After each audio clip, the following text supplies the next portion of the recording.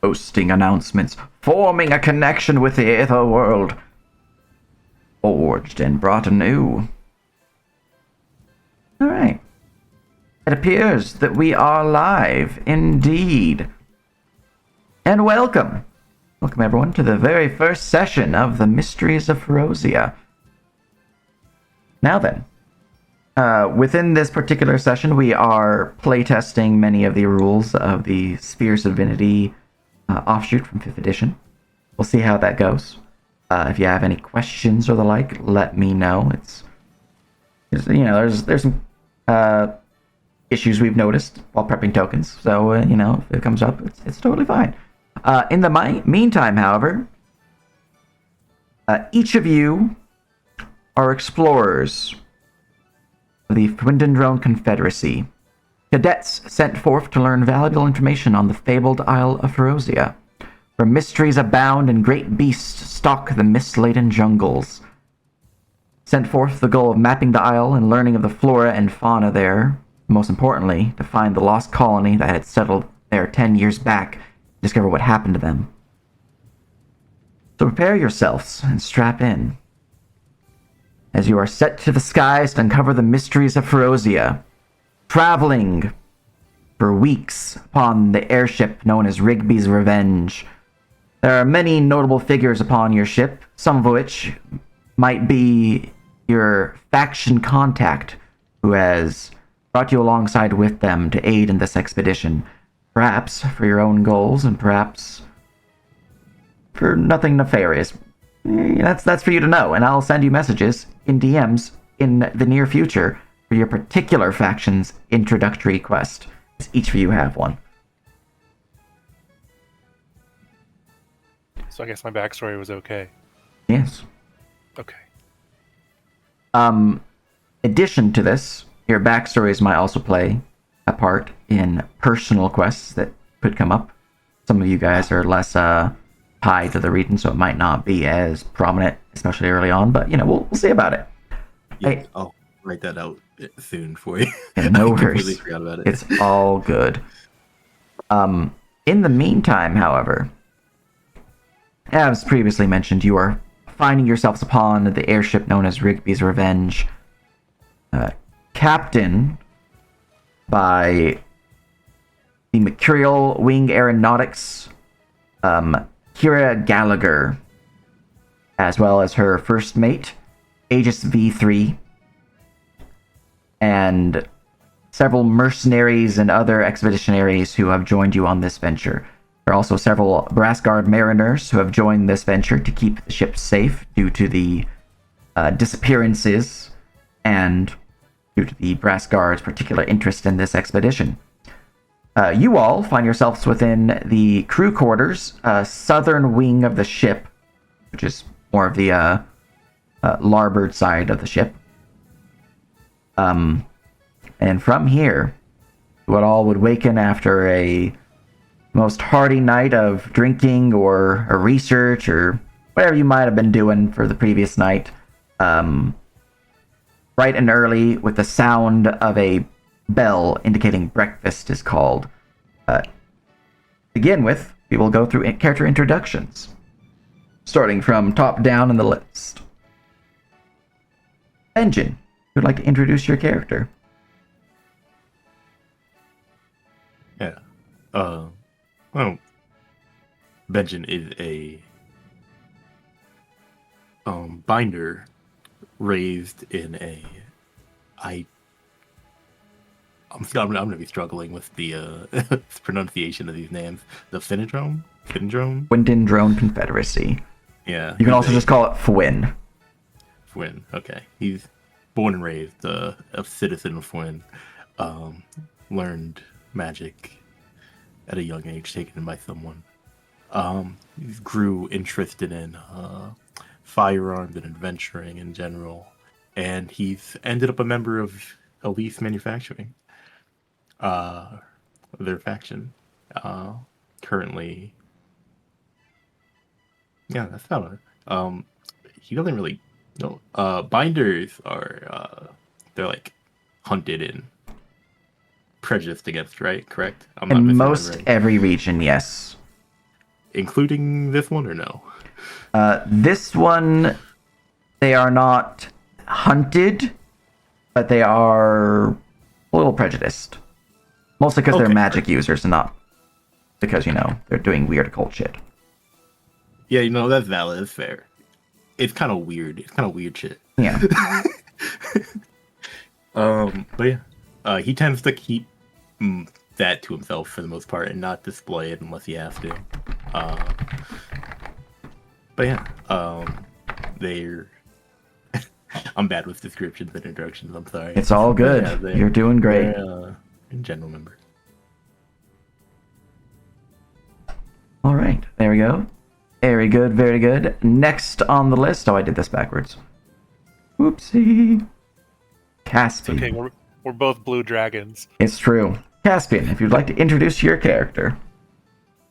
I never actually decided on a pronunciation for the last name, so I'm just gonna say Caspian.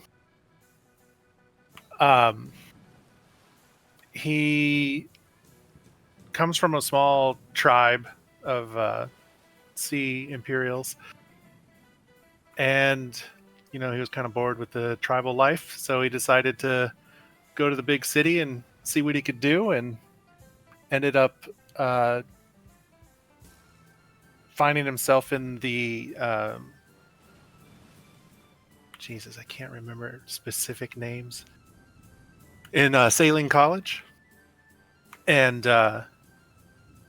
eventually got a job working with them, and here he is now. He's just trying to write his story out in the world and have something to go back to his tribe with, to impress the ladies. Yeah. Oh, he's a herald. A herald indeed. A Imperial Dragonborn herald So who has come here studying under Salin College. What is a herald? So heralds, if you've played 3.5, are very similar to the martial class, which is as the name probably implies, a martial-based warrior focused on leading armies and inspiring allies, not through magic, but through their personality and their ability to command legions. I see. So they can heal you guys, because I believe you're a Crusader specifically, Caspian, Yes. which is like the divine version of it. They have partial spell casting. And all my spells are about healing. Yes. Oh, I'm something of like a hunting guide. That's what I want to do. Be is be a hunting and fishing guide. Yeah. All right. So that's not so much on the leading armies in battle just yet. Not just yet. But, that's their initial path, is that they are a guide, which is another thing that heralds can do pretty well. Very good, very good. Next on the list, we have Mundri Zanulek. Would you like to introduce your character? Hello, it's me, the guy who's playing Moontree Zonalek. I'm currently playing a barbarian that is with a part of the Brass Guard that is a subsection called the Inheritors that maintains prejudice towards, clankers that are a little too free. Not that we want to kill them, we just want to bring them back.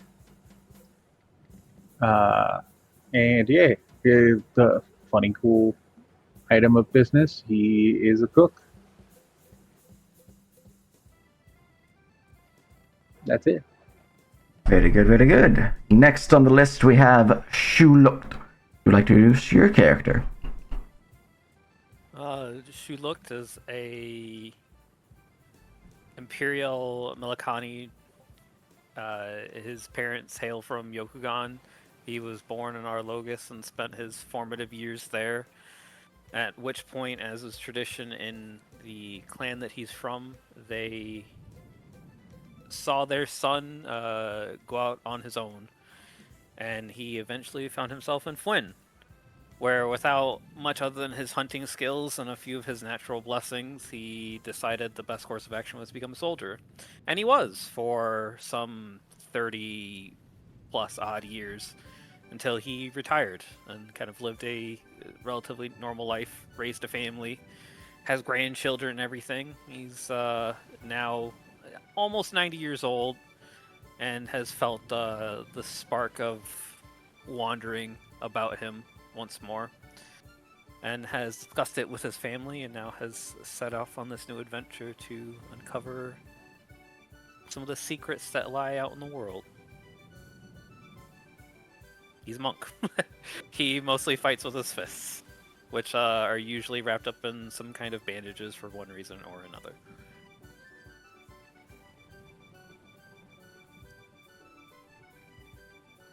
That's about it. Very good, very good. And last but not least, we have Silas Rain. Would you like to introduce your character? Yeah. Silas is a Triton born in the oceans of the Stormlands, which I believe is the Shawaska. I'm going to say it wrong. But the oceans of the Stormlands, Silas is a bastard of a Triton noble family that's known for their deep connection with sea creatures. But Silas wasn't about that life. He didn't want to be held down by the chains of tradition. He wanted to explore the world. He would spend his moments rising to the surface, seeing what the humanoids did, till one day he did escape that life, and he became a sailor, partnering with the pirates of the Stormlands. And he's kind of found his way over to Fwyn, kind of working for them, seeing what he can do. But the Warforged Liberation Front kind of piqued his interest. With a follower of Yotan, the sound of music and freedom through music and freedom through life, we'll just see what it brings. Yeah, Milton's all about that. It's good stuff. Notably, being a of the pirates, they are considered a hostile government to Quentin Crown Confederacy. So keep that in mind. Yep. We chill. We're chill. Mm-hmm. Chillin'.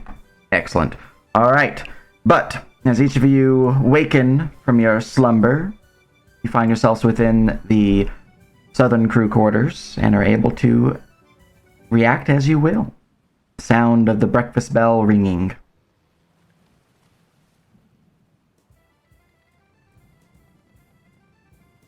Oh, I think I drank too much.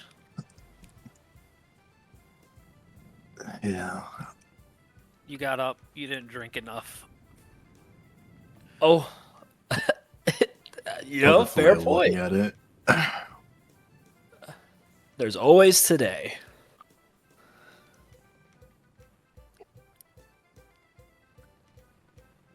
Silas will grab his guitar that he keeps with him, and he'll bring it to breakfast with him. Excellent. Absolutely not ready for forced wake up. It's been like this every day, where without fail, the hours of 7 a.m., 12 p.m., and 6 p.m., the proverbial bell of food is rung, and you're woken rudely from your slumber. With that, though, Caspian, you would see the door would slide open here into the galley of the ship, where the... Oh, she's not size small. Let me fix that. Where the gnomish chef would open it up, which you've helped her cook, sometimes during various occasions. And you know her by the name of Sadian Quibbic.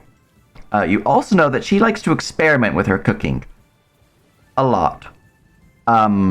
Most of the time it ends well, but sometimes people seem to grow strangely larger on occasion, or might shrink down. They might burp fire. I do that anyway. It's fine. Ah, excellent. You're all up now. Oh, just 3 of you.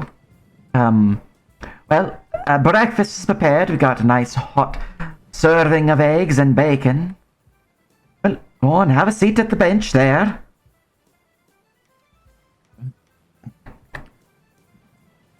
And she will lay forth the platter of eggs, which are strangely orange, and the bacon, which looks normal. There you are. Oh, where the other lazy bones are. Oh, no matter. There's somewhere around here. You should be approaching Pharozea not too long from now, so eat up, get your strength, and, and perhaps, prepare yourselves. Maybe see the armor or get your gear ready. Thank you for food. Of course. I just nodded and started eating. And, Yeah. she will slide in front of you, Mundri. A little bit of ale as part of your breakfast. And she will continue. Ah, there you are. When you're going to be missing breakfast. Join your companions. Oh, will do. Morning. You looking fine as ever today. Oh, quite the charmer, you as always. Oh, yeah. Eggs are there for you, and there's the bacon.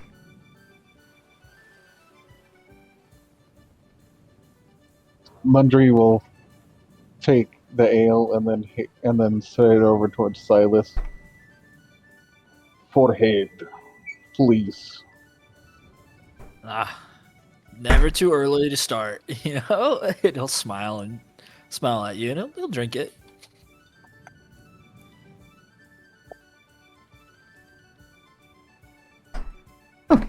Just in time, too. It was about to get cold. Red. Enjoy the eggs and bacon, and if you need anything, just let me know. And with that, she will return to the kitchen to prepare another concoction. What that might be, you're not sure. You both snore when drunk.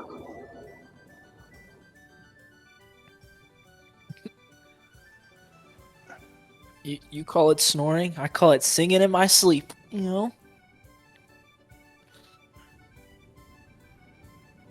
You're about to sleep silently, continuing like that.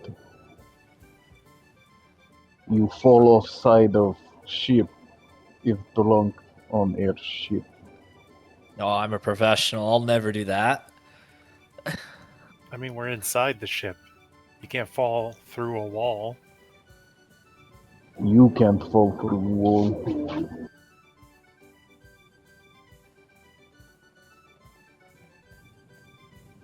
Either Not with way, these eggs. I'm ready to get off this ship. All I'm right. tired of my feet not being on ground or in the water. Who eats the eggs as part of breakfast? Oh, I do. I do. What's wrong with orange eggs? Not everybody eats only chicken eggs. All right. Does anyone not eat the egg? Yeah. She just wants some bread. Excellent. All right. Everyone who does eat the eggs, which would be everyone besides Shu, the four of you find the eggs are strangely cold. And they kind of give like a chill to your mouth like you're eating ice cream. They're like a creamed egg, and it's weird. You're not sure if it's good. It's weird. What is? Sure, these are eggs. On a scale of 1 to 10, where is it on the weird to good scale? Weirdness, I would say, is probably a good 8. Good is probably about a 4. As you're eating them, and you're kind of just like, I don't know if I want to eat this anymore. The egg seems to poof up in your mouth and begins to taste more like egg. And then you have a swallow, consuming the meal, and you feel this cold enter your body. Each of you has a one-time use within the next long rest to breathe forth a 20-foot cone of chilling frost, which deals 46 cold damage.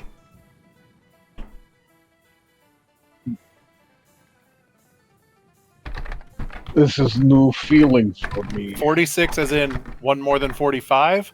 4 die 6. Okay. Oh, wait. No, it's coming around. Nope, there's the egg feeling. Whoa, why is it so cold? Ooh. Pretty good. That's, wait, All right. not bad. As you go to the door, she would kind of come up to it, open it up. Shoot. Can I help with? Need more bread for the morning? Might be muted there, Kyoman.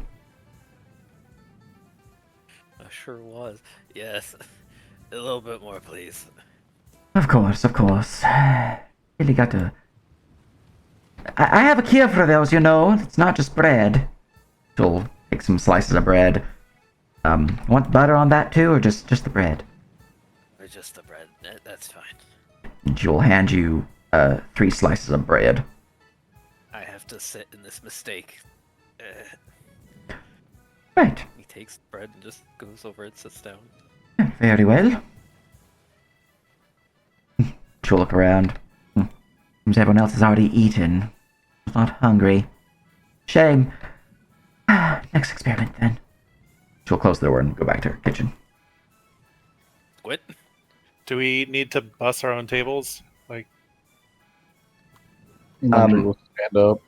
we've Normally, been here for weeks, right? So we would know. yeah, normally she would come out to grab your dishes and whatnot.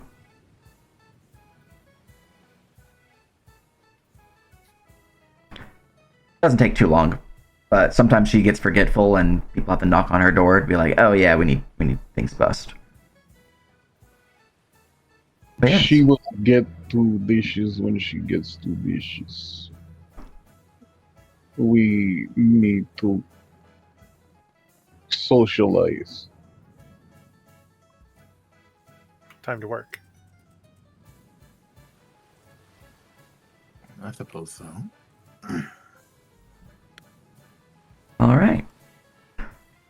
So you guys know that there are 4 layers to this ship, 4 different decks. There's the bottom deck, which is where the engine is housed, as well as some storage for repair parts and things of that nature.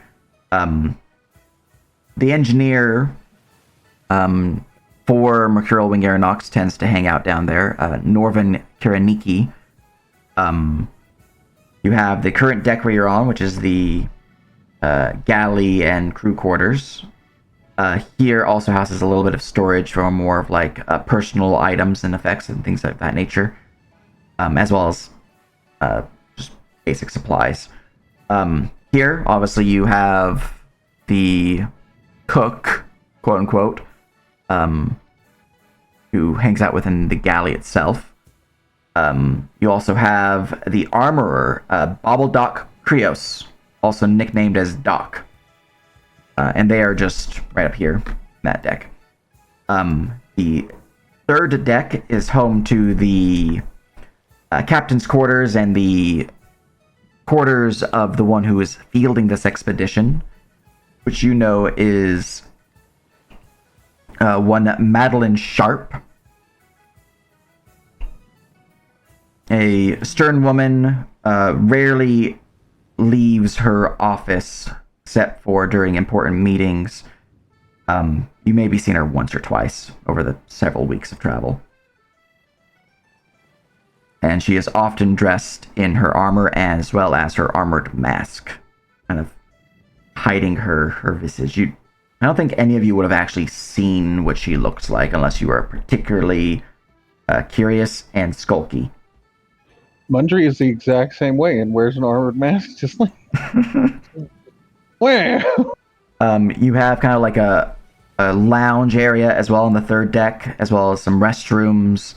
Some of the mercenaries tend to hang out in the lounge area, one of which is Kavu Ari, They're a quiet sort, here more to help provide extra layers of protection for the crew. You know that they are strapped to the brim with guns, mostly revolvers, and they seem to have these glowing, piercing white eyes. They are also always covering their face with a bandana and a thick, wide-brimmed hat. So mostly what you just see is eyes and this, like, dark, almost black complexion beneath. There's also the brig on this deck, in the back end, just outside of the lobby area, as well as the planning quarters, where I actually have, if you guys are curious, a map of the area. That's the island. I took it from the actual map. No Wow. way. Yeah. Fancy. Tends to be where people are, setting up shop of, like, trying to figure out where they are about to land, where might be the best routes to take place to search for the missing colony, based on, different factors at play, different notes and research on the island itself, and things of that nature. There are several figures who tend to hang up in this particular room. There is the mercenary Keshikas. They are a tabaxi bard who tends to quip a little bit and just idly strum their lute, but, they have some input every now and then on best to avoid certain locations, especially on the northeastern reaches of the island, where the hot savanna and the dry desert blocked from the summer winds tend to be much more akin to their homeland, as they seem to be from the Golden Marches. Or at least they were. They don't like talking about it much. But they have some understanding of, like, that region, especially since their homeland is so close to the eastern side of Pharozea. So they do give input there. You also have the scholar of Salem College, Riche Lepro, a Gripply mage who is just very studious and often speaks a little too much. And last within this chamber, you have Varnogrim Dragonback, another mercenary who, bit gruffer of a fella, more of a quiet, keeps to himself, but has a keen eye. Last main NPC upon this deck would be Zan Skaldor Kajnagar, who's the captain of the Brass Guard here to help give protection to your vessel as well as the expedition itself. Along with their, I believe there's a total of 8 Brass Guard mariners along with him who have joined this expedition. And they also know how to use the cannons upon this third deck on the outside, which is open air, by the way, this right here. Last deck would be the top deck. And here you would have Flynn Montgomery. He is from the colonies and is a master tracker, an able hunter, and he keeps claiming he should be retired, but he's clearly doing this job, so must be paying him well for him to get out of retirement. But he is human and quite old. But you can tell that he's seen plenty of wild things in his day. Things you people wouldn't believe. Yeah, maybe. Then you have the Captain Kira Gallagher. She is the Mercurial Wing Aeronautics captain here, who's helping to field the expedition as part of Madeline Sharp's crew that she hired on. And it is her ship that you're riding upon, Rigby's Revenge. Who Rigby is, you're not quite sure, but her ship's named after him. And her first mate would be her Warforged companion, who is, by all counts, at least according to you all, a fully subservient Warforged by the name of Aegis V3. And they are, from the looks of it, a sharpshooter with a long arm rifle, as well as the pilot of the ship. And that is the crew that you'd be aware of and the different decks of notable locations that you guys might have interest in. If there's anyone you would like to stop by and speak to, feel free. The map is active.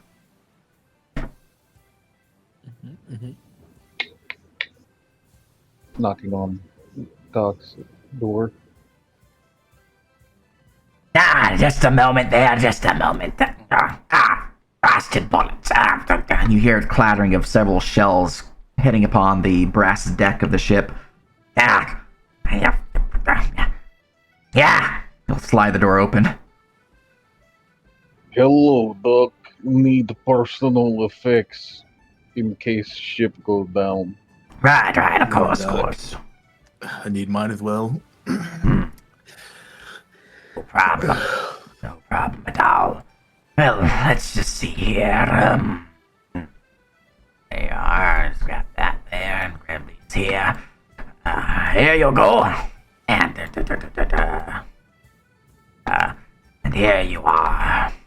That should get you all set and straight for any happenings upon the island. Never know what we might find there. You know how far out we are? Oh, a couple hours.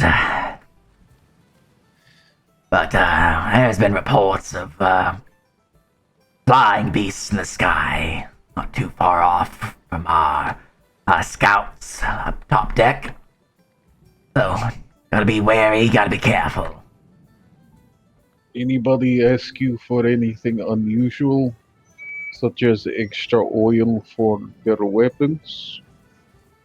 Nothing of that sort, no. If you need an extra oil for that armor of yours, just let old Doc know. Thank you. It is unnecessary. Thank you. Thank you, Doc. Yeah. You'll, as you go to leave, he'll put a hand on your shoulder, Benjamin. Oh. Bench in a moment. Yeah. What do you need, Doc? Come on inside. Oh, alright. And he will slide the door behind you. And then you'll hear him click a button upon the wall, and it appears as if everything goes suddenly quiet. Except for the creaking of the ship's rigging every now and then. It seems he has some form of silence field of sorts upon this room. Right. So, listen, getting closer, which means task at hand is getting a bit more notable. Figured we touch base, see where things stand. So, you have any questions? Yeah. So, this this heart mana crystal, is it any clues on where it may be? How far within the island? Anything that might give away its presence? From what little information we've gathered, much of the colony's missives back home, very garbled. Much of the wording has been damaged and bloodied, but we think we've located it upon. Just to double check my notes. There you are. There's the map. We think we've encountered it, at least sightings of it, upon the northwesternmost mountain range there. Kind of in the valley area, though, so on the southern side of that mountain. Southern side of the valley of the mountains to the north. Alright. Yeah. At least that's what they say. Where exactly on that mountain range, not sure, but I'd hazard a guess it'd be notable by the advanced growth, the plant matter there. So, if you see trees of abnormal size or fruits growing perhaps extra small or abnormally large or even strange colors, that would definitely be a sign of Gotcha. to go forward. I'll look out for abnormalities in the fauna then. Alright. Yeah. Is it known if it's guarded by anything? Couldn't wouldn't say, I'm afraid. What we had is just a location and That's sightings fair of enough. this strange power source. Hmm. That sounds about right. All right. Now, Anything else I should know? Oh, I'd be careful with some of the others on the ship. I got a whiff of what that mercenary Ari was kind of speaking on. I heard them talking with our fair host here, Miss Sharp. I overheard a bit of something or other that might give pause. Don't trust the mercenary. gotcha. I'll keep an eye out. I won't trust anyone until I'm given good reason to. Good. Good. Right. Now, is there anything you need from old Doc? Gun, bullets, anything to collect? Well, gun would be nice, but I don't think it's sustainable right now. It's always sustainable. You just gotta make the bullets. You know how to make bullets, right? More or less. I know the process. Right. Good. Then, just here, hey, take this gun, and you'll be fine. Now go on before they get suspicious. All right. I'll take whatever he gave me and head out. All right. Let's see here. All right, as you leave, he will close the door behind you and get back to doing what he was doing. Notably, he did hand you a six-shooting revolver with 6 bullets in the chamber, already loaded. If you have any other bullets beyond that, well, hopefully you have more bullets, because you have 6 bullets total right now. I have none, but we'll figure that out when we get there. The 6-shooter revolver. All right. And I'm going to dock. What? What class of weapon is that? Martial? This would be or simple? considered a martial weapon. Gotcha. sure. I Let don't me- have proficiency in that yet. Well, We'll get there. You'll get there. Yeah. Yeah, pepper box is martial. Yeah. I'll get all the proficiencies later. I just gotta get my subclass. Yeah. All right. Now, while you're doing that, I'm just gonna look around and see where people are. You got a good number of you heading up top side. 1, 2, 3. Actually, I think most of you are up top side. 1, 2, 3. Oh no, 4. All 4 of you up top side. Okay. We're gonna begin with the first one that you guys will be able to reach, which would be those in the center chamber here.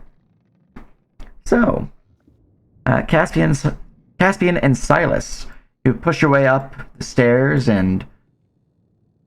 Actually, no. It'd be... No, I was right. Never mind. You push your way up the stairs, past Kavu Ari, the mercenary upon the lounge table here, would give a slight tip of his hat as he sees you guys pass by, and pushing into the planning chamber, you'll find the dwarf mercenary Marnogrim studying some battle plans and parchments on the island. Riche Lepro is currently holding up a scroll and is kind of read it, and they're like, no, that can't be it, no. And they'll put it away and they'll pull out another scroll and like, okay.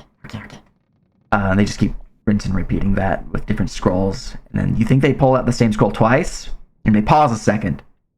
They're like, yeah, okay. While Teshikas is simply just strumming on their lute, playing some faint melody. Isn't this the stairs up? There's multiple. So you have this one here, and then you also have these 2 back. I thought those go to the top floor. I am a banana and forgot how my ship works. These ones go up first. You're correct. Mundry and Shu, the 2 of you as you pull up the stairs, would find several brass guards, as well as Caspian and Silas. You would also see these guys as you pass on through into this chamber. And see them currently manning the cannons, keeping an eye out, while Zan Skaldor currently has a spyglass in hand, is looking out throughout the heavy cloud-laden skies in search of any threats on the horizon.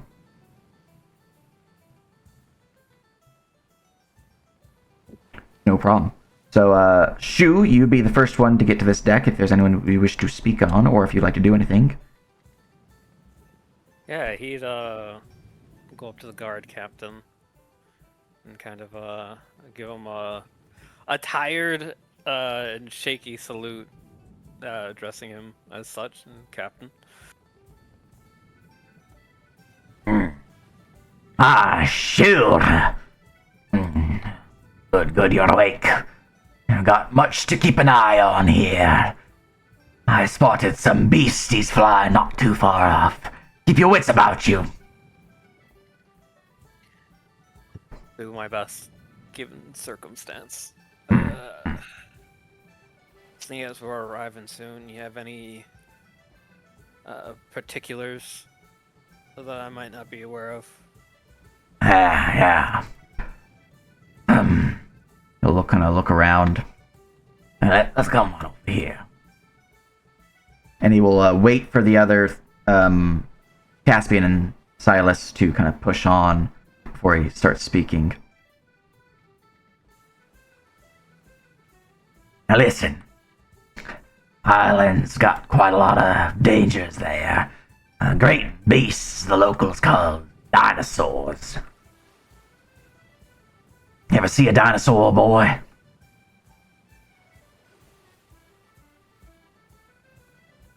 Maybe not by that name, but they're large-looking reptilian kinds of things, aren't they?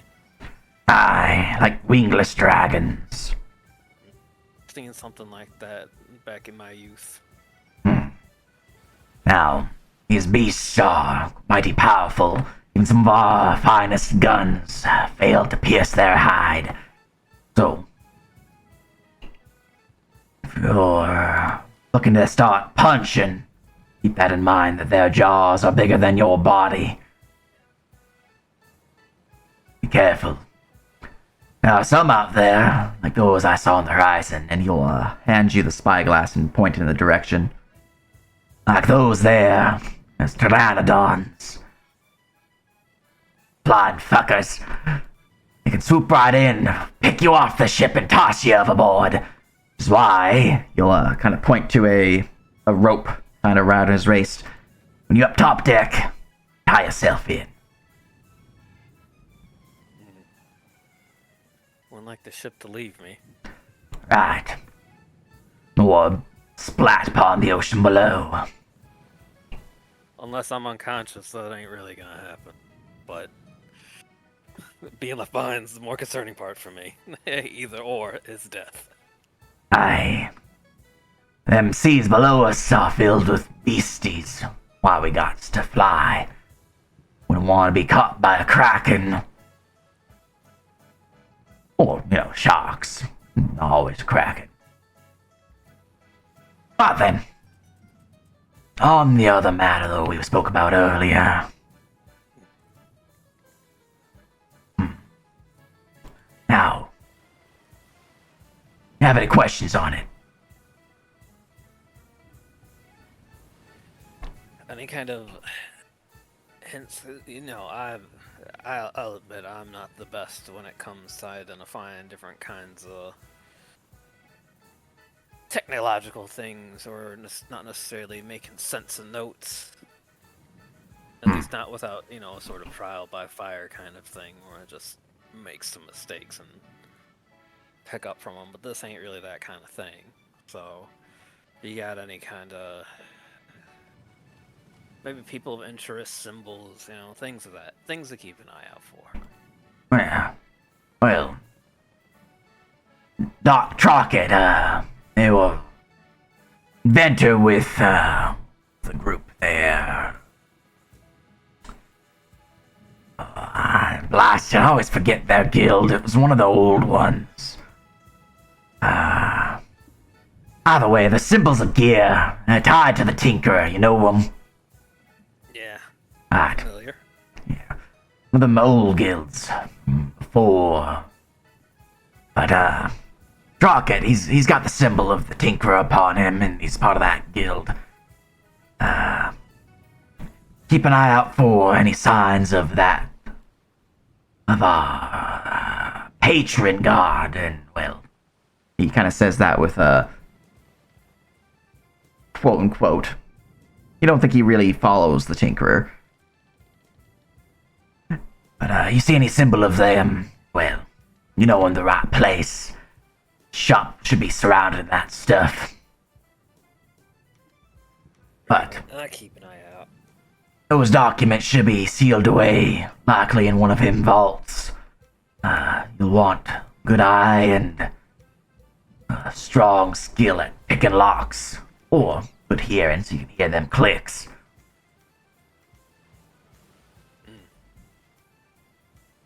Now, as for the colony, we know beyond the western edge of the map.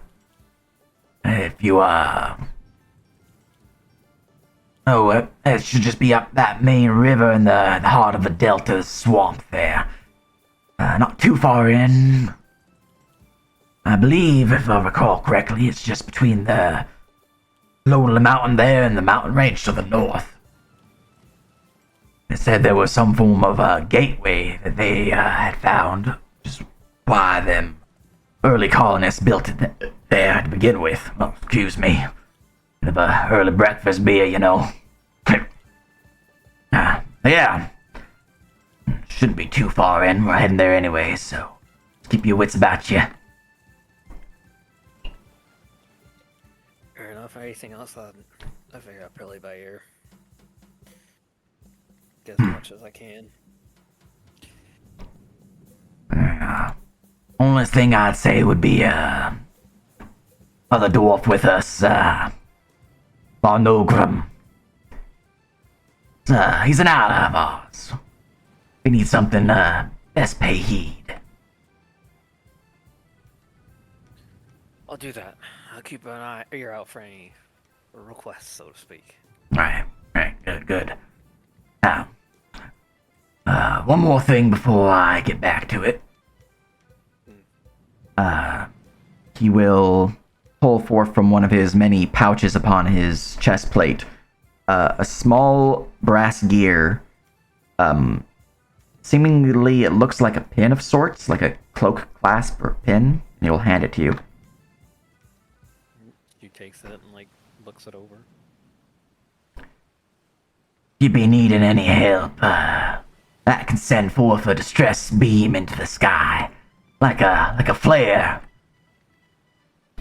It's got one use, I'm afraid, but if you need to be, might be helpful. Whether it is a distraction or to call others to get you. Appreciate that. Hopefully it won't be necessary. Hopefully not. Well, I think I have all I need. I'm gonna go Alright, nurse the thing over. there we go. With that, we'll go into the interior of the main room now with Silas and Caspian, as you would find the three figures previously mentioned here with the map of the island upon the table. There is a pin about here-ish, indicating the what's it called? The location of the missing colony.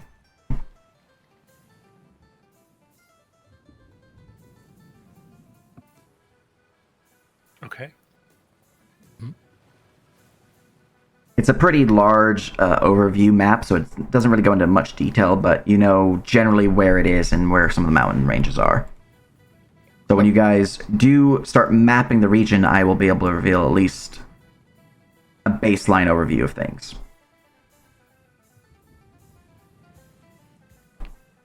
Because you guys do not actually have a map of the island, because there's no map made.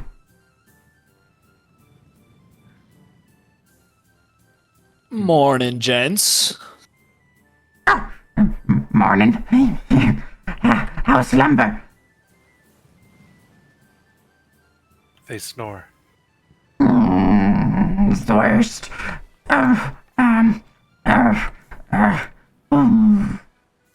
He seems to be worried about something as he's going over the scrolls.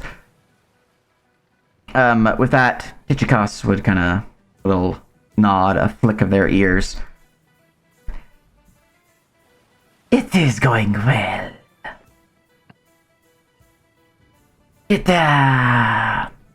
Curious sightings on island, though.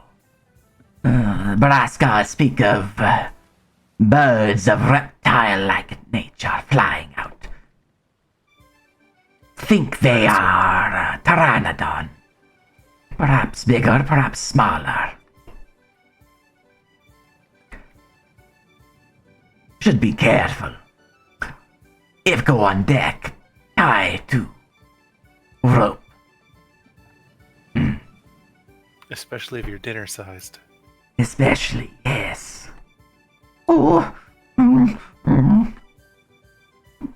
Just gonna stay inside.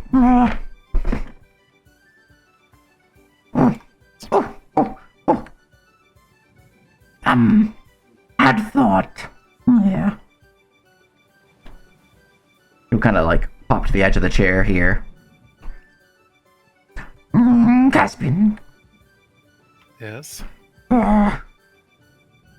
there's question.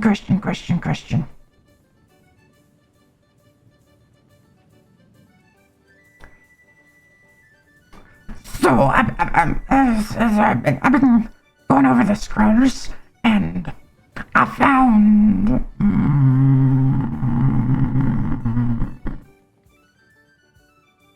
potential options. I think found ruins. You know the ones I spoke of. Of course. Yeah.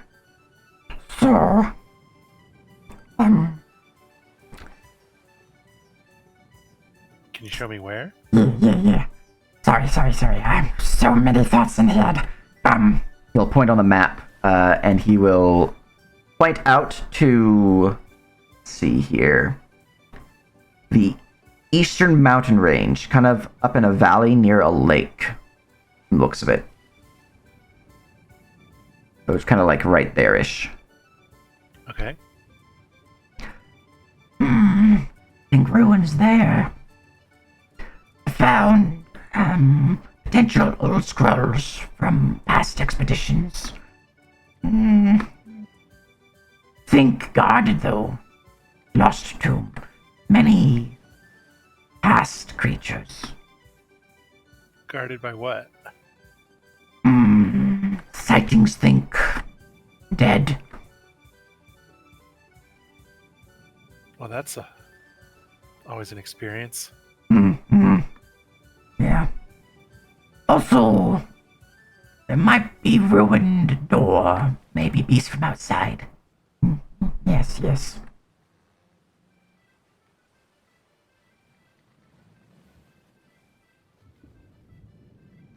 Any other potential locations? I think there'll be two more potentials.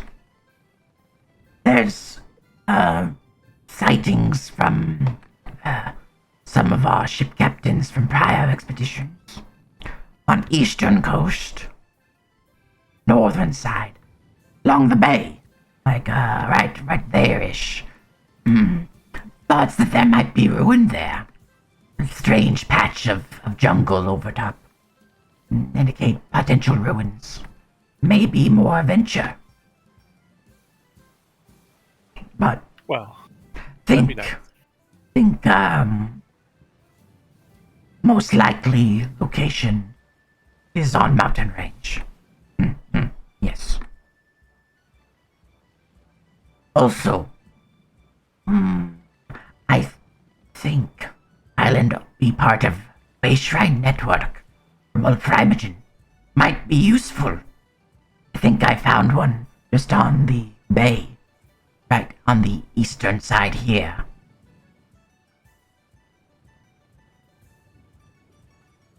For those who are unaware, Pioneer stones? not Menhir Stones, Way Shrine, the arcane version. They are basically Diablo waypoints where you attune to one and you're able to teleport to any other ones that you've attuned to. So that would be very good to be able to get across the island fast if you were able to find that one that he's pointing out, as well as a few others. You can just teleport between them. Could be good. Could be curious to research, see what Primogens did with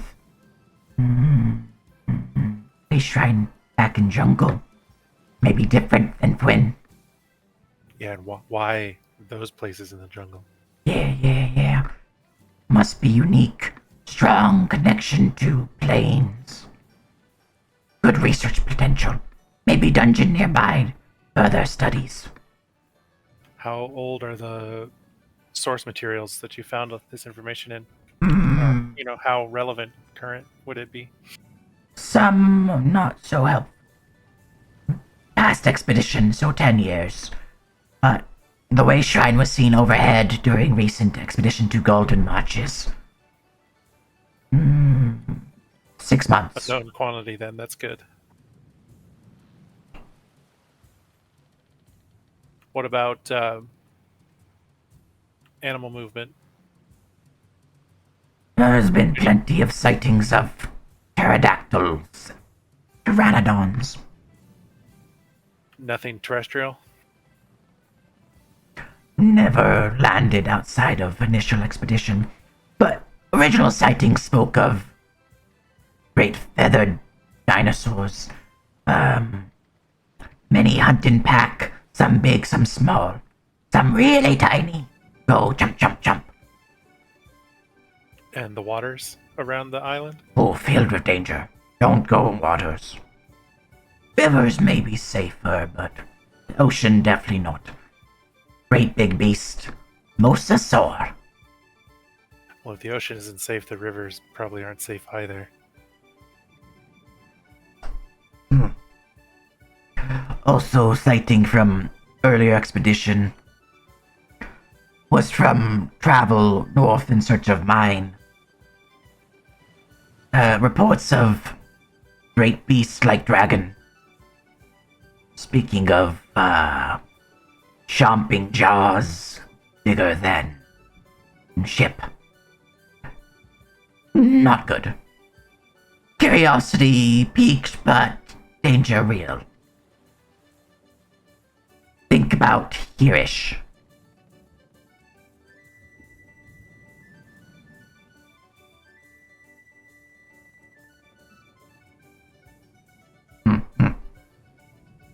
Okay. Is there any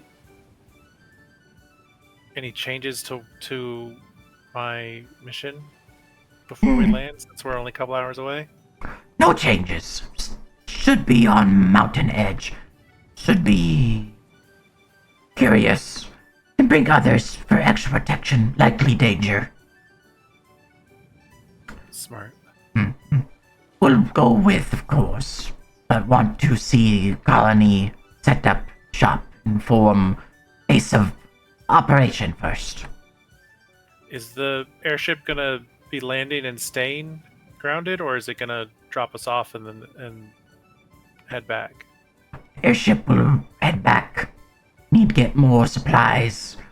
We're just initial expedition. Therefore, searching colony, informing outposts so airship can land safely in future. Many mercenaries hired on to keep skies clear of Pteranodon, so airship can fly safe. How long until it's expected back, or we can expect resupply or reinforcement? 3 week. Okay. I'm like noting this down. One more thing. If going jungle by self, or just other reasons, we'll want help potential. Have something might be helpful. Found. Here you go. He will hand you a key. Thank you. Magic key can open any lock. Most lock. Some lock. Some lock. One time Better you than no sell. locks. Yeah. Just turn key in direction of locked item. Twist it as if it's going in lock, and the magic will activate lock. Unlock thing. Thank you for this. Could be helpful. Might need to get into temple. Or get out of temple. True. All right. I'll slide it into a pocket. Any questions on mission? Not just now. I'm gonna digest my eggs a little bit. Good.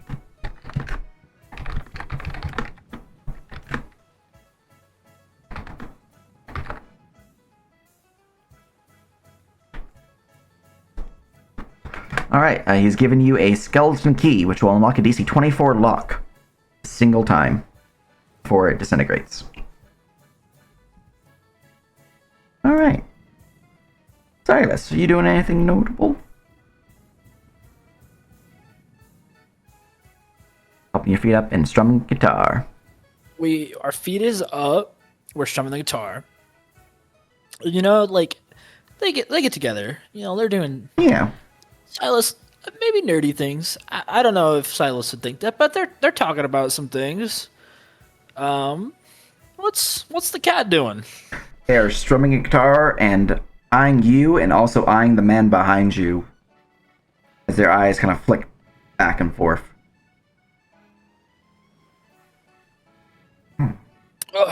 Silas will like yawn and like stretch, kind of get up and like, oh, I think I drank too much last night. Yes, last night was quite something. Yeah, Tashi, let's go stretch our legs. You know. Could use a good walk. Been cooped up too long. Got to compare notes on music, yes. Oh, yep. I've been thinking of a new melody lately. Oh, do tell. And you know, as they get out, they were just told flying lizards. And being a sailor, he'll tie himself down. All right. Techi will also tie himself down.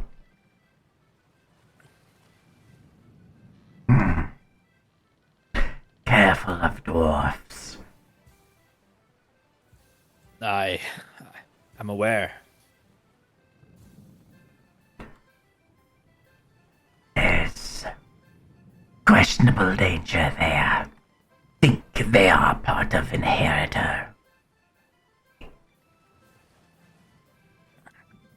Shame to see. Wish we could all get along together, you know. But Greed. All should live free and safe. Alas,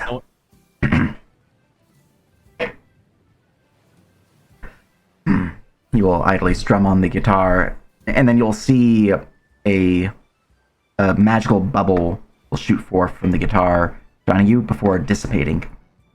It seems you have been encased in a bubble of protection of sorts. should be able to talk freely now. clever trick. Yes, fine enchantment on the lute.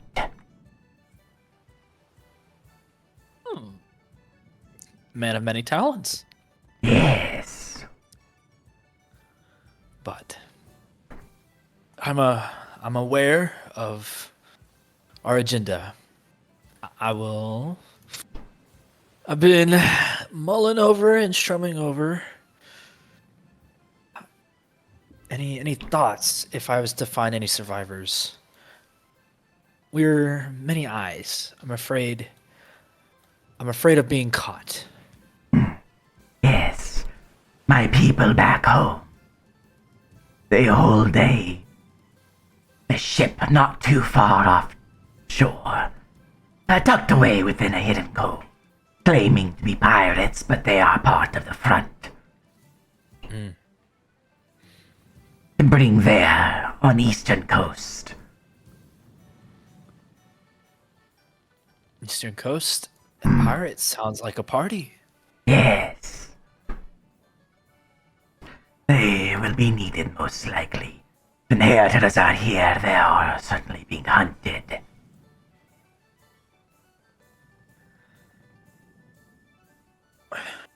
Sad day.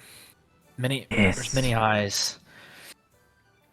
I'll do what I can, but would you say that the main priority is recovering the evidence? For us, yes, the evidence is paramount. If it were to be taken, many more will be captured and reprogrammed. And we can't have that, can we? No. Well, I'll do the job. I'll get in, make sure nobody finds anything out.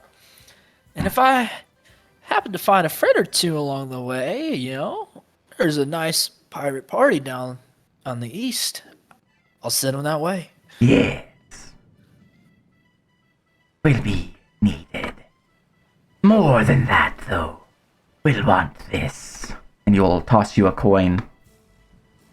It looks to be a coin of your homeland, bearing the Jolly Roger symbol, a gold coin that seems to glint just a little too much in the sunlight.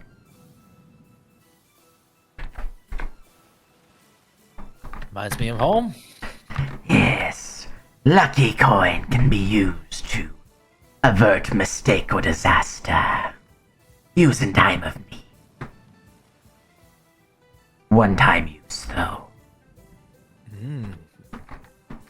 Let's call it an encore. I like it.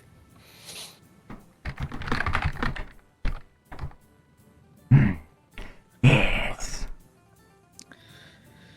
Well, I understand the assignment. Better get back in there before they catch on. We can only come up with so many lyrics in a couple minutes. Yes. He will untether himself, slide open the door. Ah, good old Johnny 3 Stone.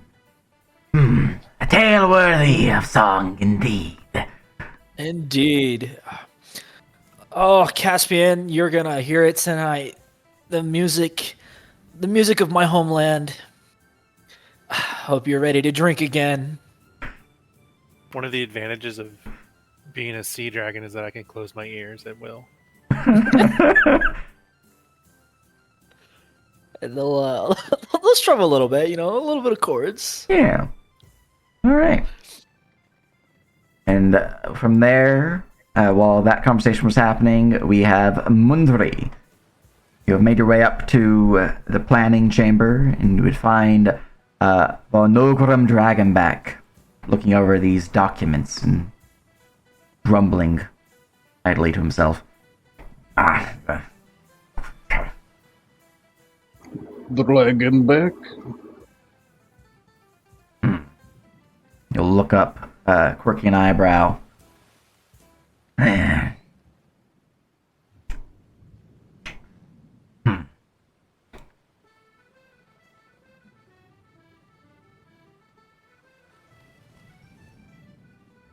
Something amiss with the battle plan?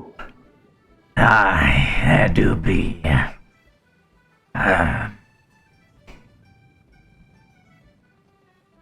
We're missing some documents.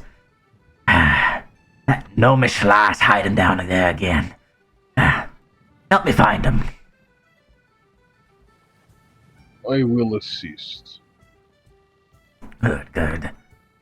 He will make his way out. And down.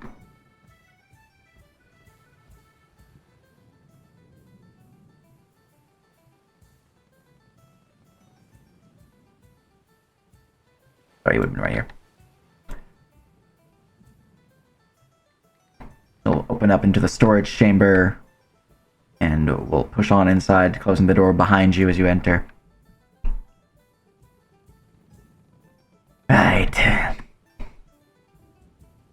Codes within them battle plans speak. A group of Warforged. Escapees, those that have regained some sense. Hidden on the island. There's 6 of them out there.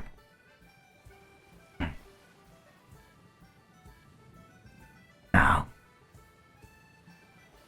it also speaks that their WLF is on the island too. Was their ship that crash landed brought them here? We can find the ship. The most important. But Captain back home wants to make sure we get those Warforged back and reprogrammed. So, you have any questions there, Mundry? You want them whole or in pieces? If needed, in pieces, but preferably whole and just disabled. Do you have control rod for any? Their rods were snapped during their escape. We'll need to shut them down the hard way with some clanking on their clankers. I will pull their core as needed. Good. Now, we know ship fell somewhere on the heart of the island, just west of the eastern mountain range, the valley there. Think near a swamp, perhaps. At least that's what sources say, but can't be sure. The jungle's thick and hard to see, ever growing. Now, for this, you'll want something to help capture them. Yes, I will need way to keep them. He will reach into his pouch and pull out a set of manacles. That should do for now. Afraid I only got the one to spare. Still working on getting the others repaired. Blasted gnome downstairs spilt ale on him. Refried the circuitry. Get him replaced. It's been a hot minute. Does it seem intentional? Honestly, I think they were just shit-faced. But I've been looking into them, keeping an eye. I would as well. Engineer, keep him quiet, but that armor, something about him. They like their drink too much or not enough sometimes. It's worth keeping an eye on. Might be part of the WLF. The terrorists have many contacts out here in the fringes. That they do. They always think the colonies are a way to keep them safe. The reach of the Confederacies is greater than that, though. We inheritors will find them and bring them back. We do it for their good. Freedom is pain for them. Yes, their minds would be idle without control.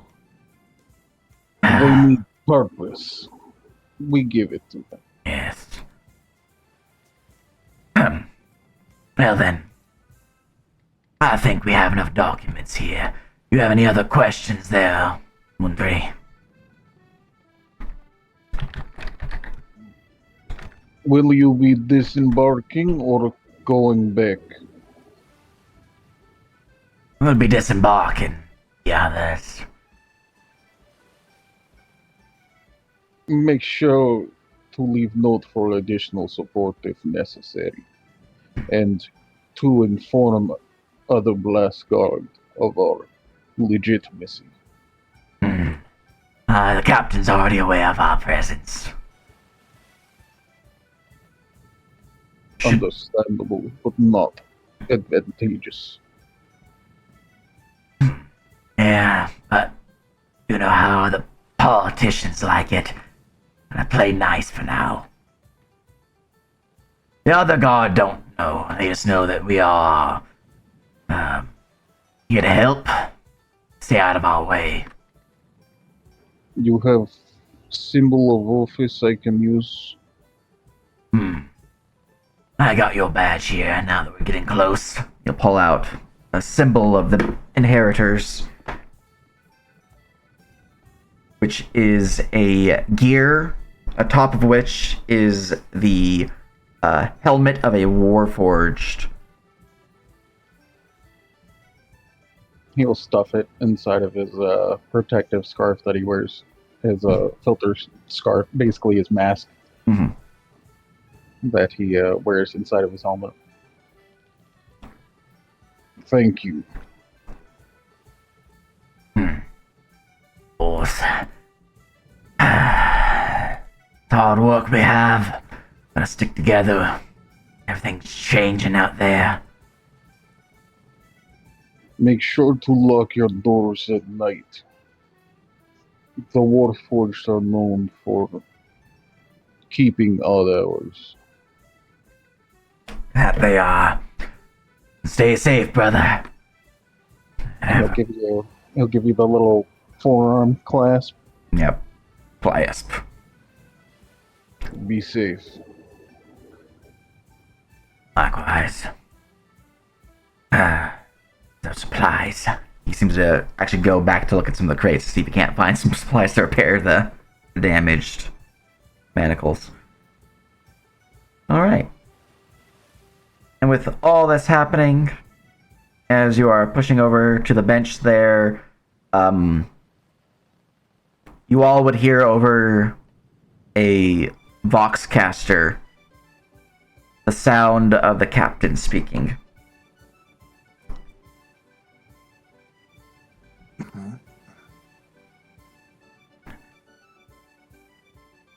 Everyone, stand ready.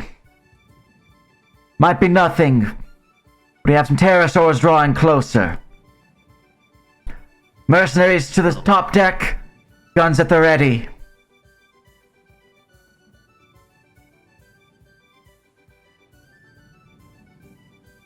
Well, With that, you'll see the door slide open as Van Nogrim will full on just sprint up to top deck.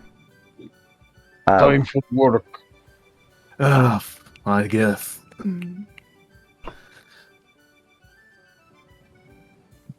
Come along, pretty boy.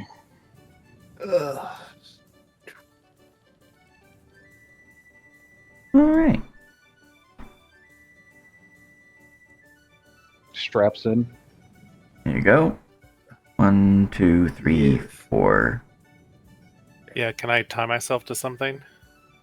Yeah. The railing all has like a sliding bar that allows for ropes to be adjusted. It is notably blocked by the cannons, so you would be limited there, but it is a 50-foot rope, so you are able to move around a decent bit. So, with all that said, though, I'm going to put you on the next map, as you guys can now see over the horizon the island of Pharozea.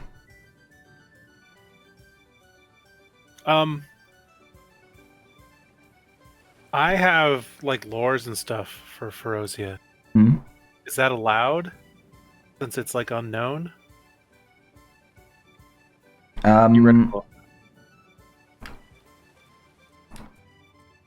You would want to change those, unless you're of the island. Which, being an Imperial, you're probably not. Okay. So I need to change a bunch of things. I would do so, yeah. Well, that's unfortunate.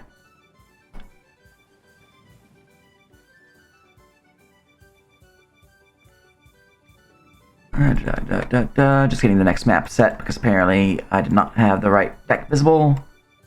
There we go.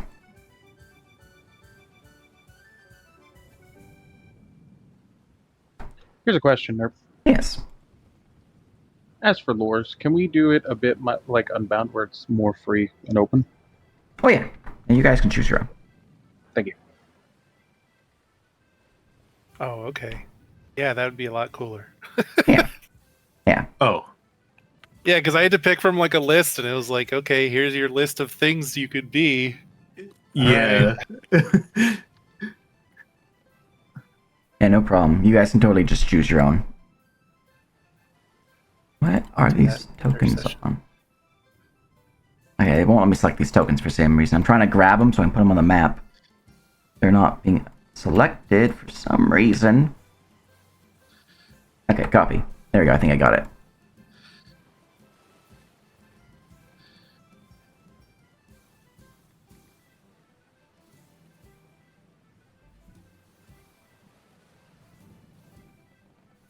Okay.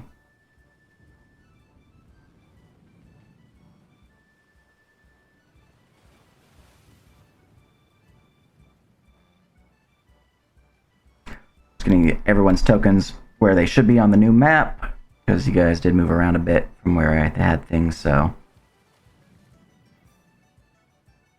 Okay.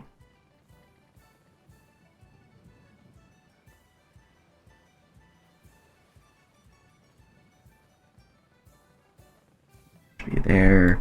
What else I need to put inside you guys? Cool. Okay. So, as you all are approaching, drawing ever closer to the island, you can see the shore from below. When it would be, I don't have those in my overlay. That's annoying on me. That's something I need to fix. Past perceptions. Need to look at those real quick because I'm a freaking banana.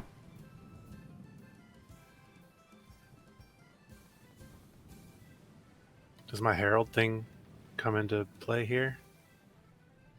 What's your herald thing that you're My referring to? guide thing come into play, where when we're moving at fast speed, we don't take penalties to passive perception. Yes. That'd be very helpful, as you are able to guide your companions through the thickened clouds at this fast pace the ship is traveling on. Shu, you would be the first one to notice. Through the thickened clouds, flying not just off in the distance, but actually overhead, directly above the ship, you see several pteranodons diving with supreme speed, flying towards your ship. Obviously hostile threats, ready to attack. Everyone, roll me initiative. Snap to grid 2, don't forget. Oh, yeah. Mm-hmm. Let's see here. And then for my ambiance, that needs to be adjusted to new music. Let's go. First roll of the game is a natural 20. Haha! Good signs But that only. initiative is wrong. Wait, no, that's not. Yeah, that initiative is very wrong.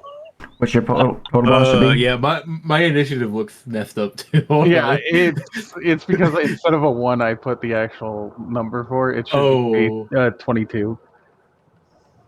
Hold on. What did I do to my initiative? Yeah, I think it's adding the full stat instead of half the stat. Because my mod should only be a 6, not a 12. Yeah, it is. I thought I fixed this. Apparently, it was in my laptop version, which crashed on me. All good. I wish my initiative was that high. Is this a surprise round also? No, it won't be a surprise round. Okay. I also get +1 on surprise rounds, but I don't know how to put that in. No. If it's a surprise round, I would just manually edit it for you. Because they're, like, weird and stuff. Alright, is everyone's initiative up to date? Do anyone I need to fix? I'll go to 1 Wayne. second. Mine needs to go down by 6.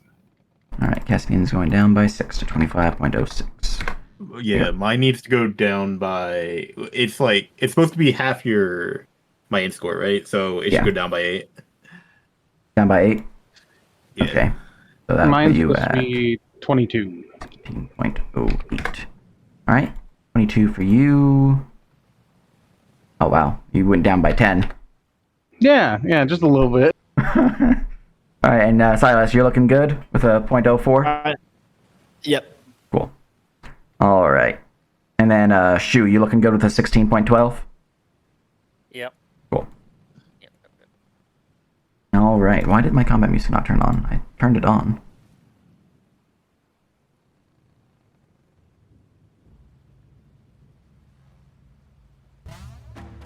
There we go. That was an abrupt change. Very abrupt. Alright, It's first okay. combat.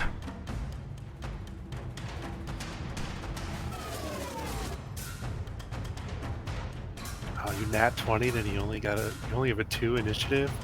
Yeah, I'm a heavy armor barbarian. That's rough. The 22 is not bad. Yeah, but you nat 20. You know, listen, he's doing his best, okay? Yeah, better than you. I don't want to hear.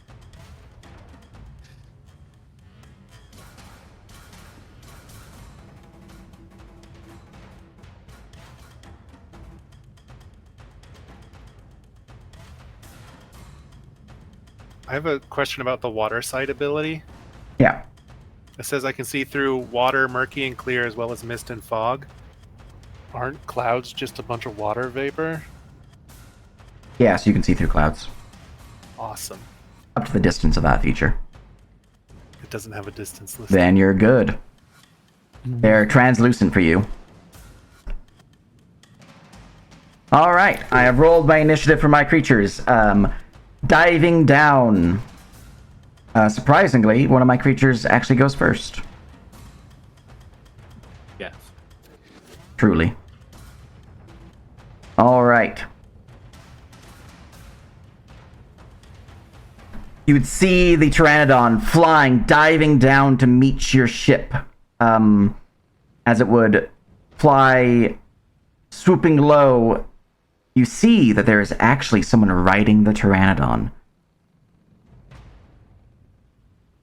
As this strange reptilian body dressed in colorful feathered dress armor, wielding a mighty spear, dives down, swinging out for Mundri.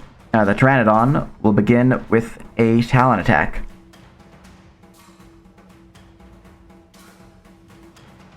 As an 18 to hit. It hits. 9 piercing damage.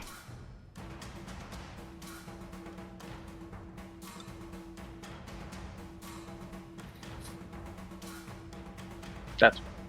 I'll fix it. Alright. As it pierces into you with its talons, you'll see it grip hold of your armor plates and begin to lift you up as you are considered grappled when it hits you. Okay. Fortunately, you are roped in, so you are not having to worry about that. But you are grappled.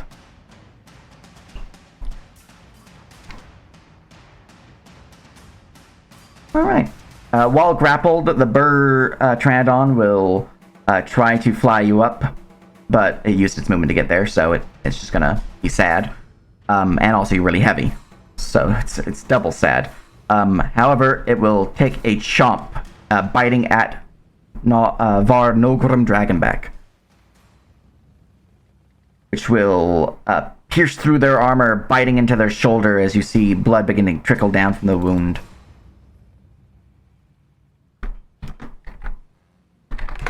Alright.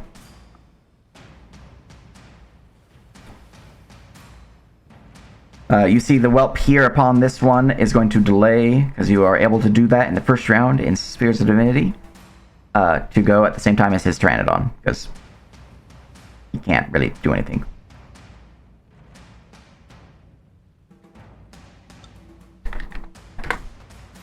Caspian.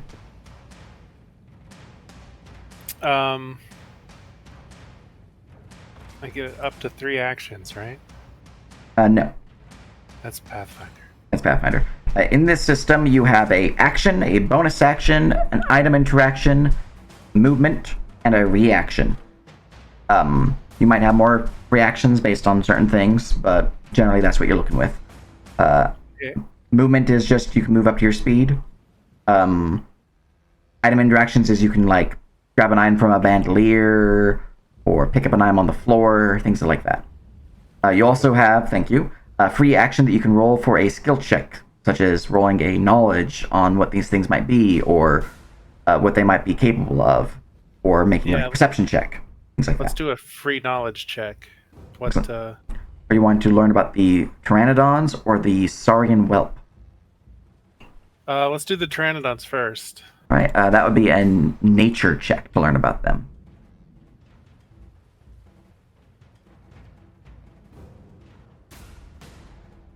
Also, let me go look to see what your passive tactics is, because that'll tell you if you learn anything about them immediately. All right, 21. That beats my DC by a hot bit. And at 20. So. Yes. You would learn, or be able to learn, 3 things of your choice about the Pteranodon. Special attacks. They have a feature known as Toss. Whenever the Pteranodon hits a creature with its talons attack, it can use a bonus action to fling that creature 40 feet in a straight line. The target suffers 26 points of bludgeoning damage for every 20 feet flung and lands prone. Should the target hit a solid object, that creature suffers an additional d6 points of damage for every 10 feet flung. Should this solid object be a creature, both it and the creature struck suffer this damage. It has another special attack, or special action really, called Snatch, if you'd like to learn about that. Yes. Snatch. Whenever an enemy moves away from the Pteranodon, it can use its reaction to attempt a grapple check against that creature. Success means that creature is moved within 5 feet of the Pteranodon and is grappled. Should the target be grappled, the Pteranodon immediately receives a free bite attack against the target. You can learn about one more thing of your choice. AC. They have an armor class of 14. Okay, I relay that to the party. Don't let them grab you. Don't try to move away from them, and they're pretty easy to hit. I want to draw my weapon and my shield and come over here. I figured you probably would have already had those readied, just because you were told by the captain, so you don't need to worry about that. Otherwise, drawing a shield would be an action, so... Okay, then that's good. I will come over here and attack Pteranodon 2. Excellent. I'm well within my movement range.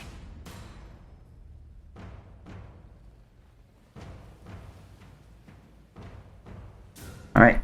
Rushing forward, striking out with a harpoon. The harpoon will pierce into the Pteranodon's hide, ripping through its flesh, dealing solid damage, though the thickened hide does seem to resist some of the damage. It does have DR. Do you have any penetration on that weapon?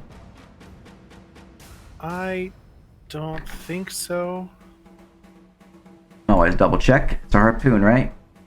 It is. It's See. got braced, thrown in finesse, and grab. Harpoon. Oh, 2 penetration. 2 penetration. Okay, so you ignore 2 of my DR. Alright. I have 3, so you reduced it by 2. Damage applied. Bonus action to grapple. Very good, very good. As your harpoon rips into its flesh, the hooks upon it begin to dig in, and as you pull back, let's see if you grapple it. So I make an athletics check. Yes, and I can make athletics or acrobatics to oppose. And since you're pretty new to, or yeah, at least you haven't played 5e in a hot minute, and definitely not Spheres of Divinity, Wow. let me know if you have any questions. I'm happy to answer and help with things like that. All right. The harpoon ripping into its flesh, grabbing hold. It digs in, and it seems to have caught. The creature is considered grappled by your harpoon. Was it already grappled because it's grappling Mundry? No. In 5e, the creature does not get the condition, only the target. Okay, so I can't. 5e doesn't have like multiple attacks until way higher level, and Yeah. so I'm done basically. There you go. Very good, very good. A hidden creature, and by that I mean another Pteranodon will swoop in from above. as it flies forward and will strike out towards Zan Skaldor Kajnagar. That will miss the guard captain, who will raise up a shield, striking it back as they pull up a single-handed shotgun and point it at the creature. All NPCs will go at the end of the turn, by the way. Just for ease. Alright. Mundri. Mundry, being grappled, will laugh and go into a rage. Excellent. Such is life. Long text will. And then what he'll do. Who has me grappled? The Pterodon or The Pteranodon. Yeah, he's got you in his talons. Let's see what we want to do here. Can I reach the Saurian? You could, yeah. I'm gonna attempt a grapple check on the Saurian. Alright.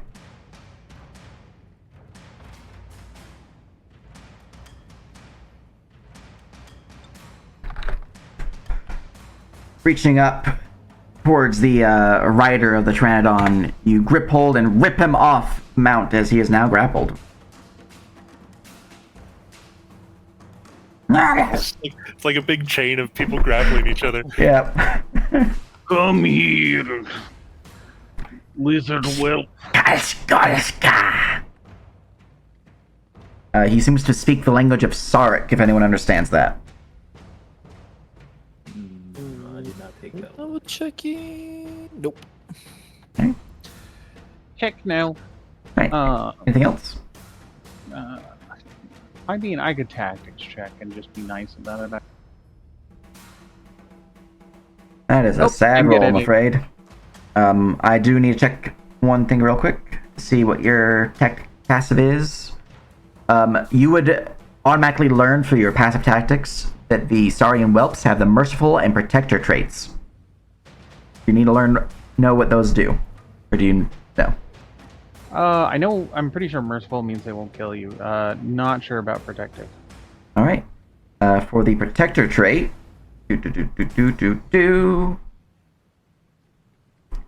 Scrolling down to it so I can get you the description. There it is. Alright. A creature with this trait will defend its allies with greater efficiency, oftentimes focusing its protection on one ally in particular to greater effect.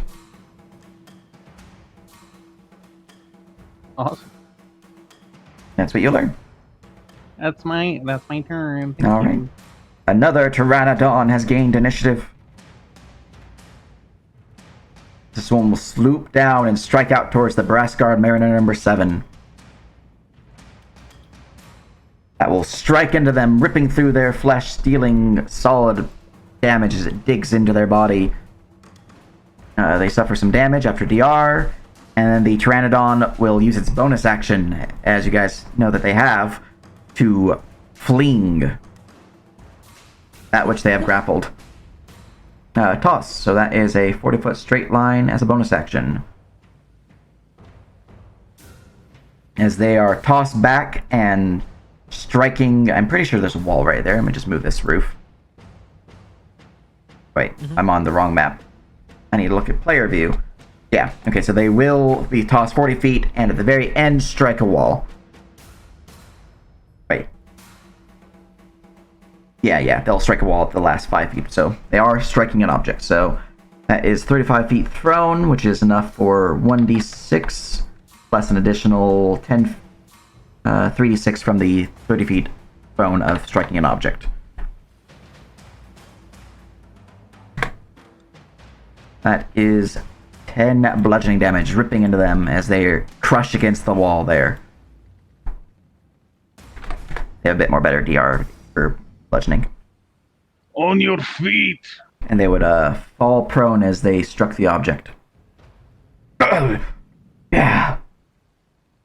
Alright. Saurian Whelp number 4. One who has been grappled by Mundri. Long spear in hand. This spear is about like 12 feet long. Seems a little unwieldy in the grapple, but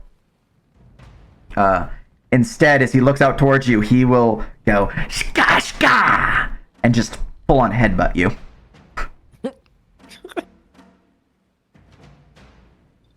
A natural 1, rolling to see if I confirm a fumble. I fumbled.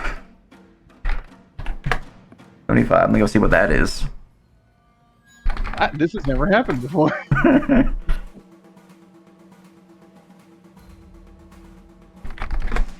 Ba, ba, ba, ba. 75. Concussion.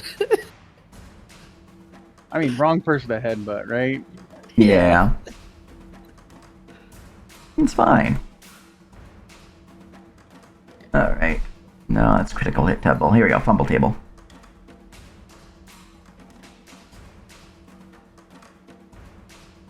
Alright, as he goes to swing his head at you, he seems to strike upon your spiked horn, leaving himself a little bit dazed and open.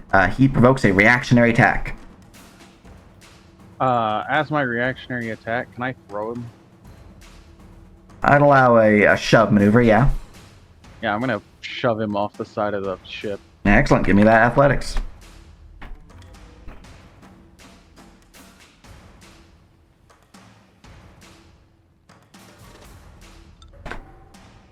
You try to shove him, but he seems pretty stable and steady. In fact, as you go to throw him, you realize that these guys are very well balanced. In fact, they have advantage on checks and saves against force movement, so he would have actually had a 20.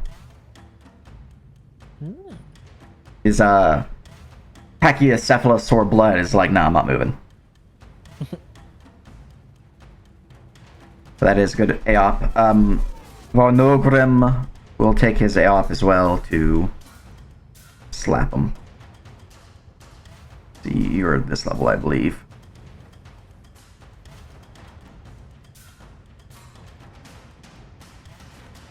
You know, I like your idea too. We're gonna do that.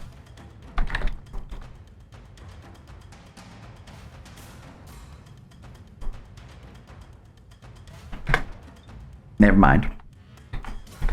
Yeah, no, never mind. We're just gonna do all around fail. All right. Well, that was the creature's attempted headbutt.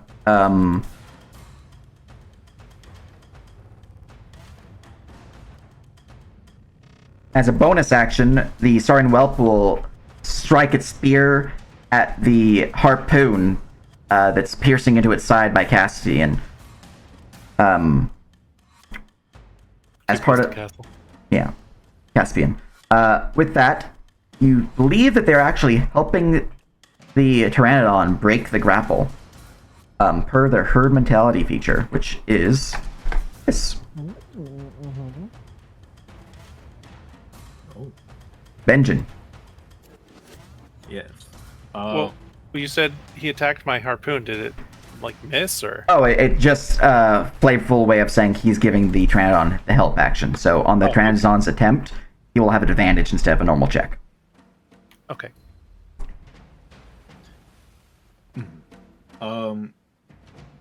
Gotcha.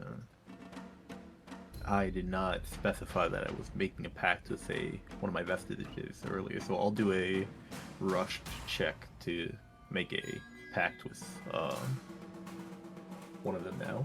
Very good, very good. I'll have disadvantage on the check. Mm-hmm. And I'm going to make a pact with Renov, the Iron Maiden. Ooh. I did not set all of those up yet, but I have the. I need to roll. I'll just take it twice so it rolls. But I didn't set up disadvantage yet. But that's an 11. The binding check for this is. It's a first level vestige. DC 10. Yeah, okay, DC 10, so it's passed. We'll suppress the signs of it. And, yeah, and then my bonus action, I will cast Shield of Faith. Excellent. Who are you casting it on? Cast it on myself. Okay. There is a toggle in the campaign frame at the bottom called soft S of Faith on. No, there you go. Yep. That should automatically give you a +2 AC, which is nice. Yep. Anything else? I will. Can I stand on this, or? You could. Yeah, that's just a railing. It would require acrobatics check to balance upon it because it is not that wide, but you can do it. Yeah, I was trying to more be just like flanking. So if I can just get here. Oh yeah, you can just that'll be right. pop. Yeah. Okay. That'll be my turn then. All right. Shoo. Okay, first we're gonna do the run stamina action, and hope it's have to click on the token first. Mm-hmm. There we go. Oh, 10 feet. That's all I need, baby. Aha. Rushing forward, fist of fury. And if I hit, I'm gonna use a bonus action to make the hook check. The check happens on the thing, which is why I'm declaring it ahead of time. Otherwise, I'll do something else with my bonus action. Okay. We're gonna Flaming Mighty Strike the Pterodon. Excellent. 14 to hit. That will strike into it for 13 fire and 2 lightning as it is punched right in the face. But not a good athletics check.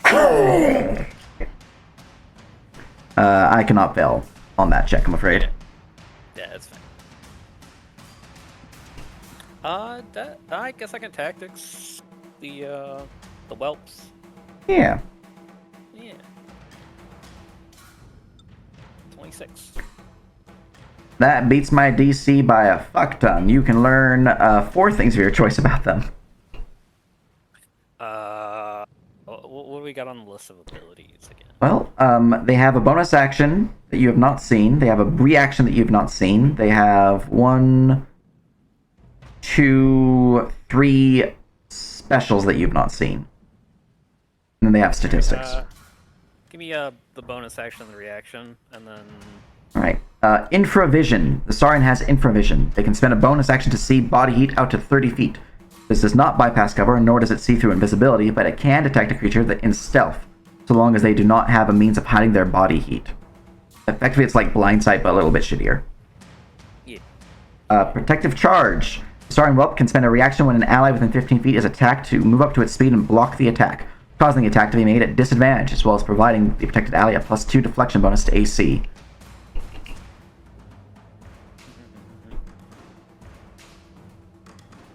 Alright, and then you have 1 more, or 2 more.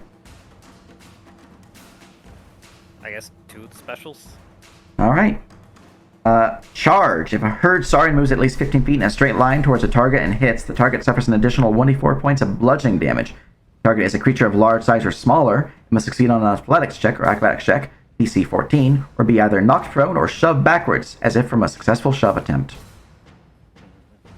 And then the other one it has would be... Oh, actually, I have...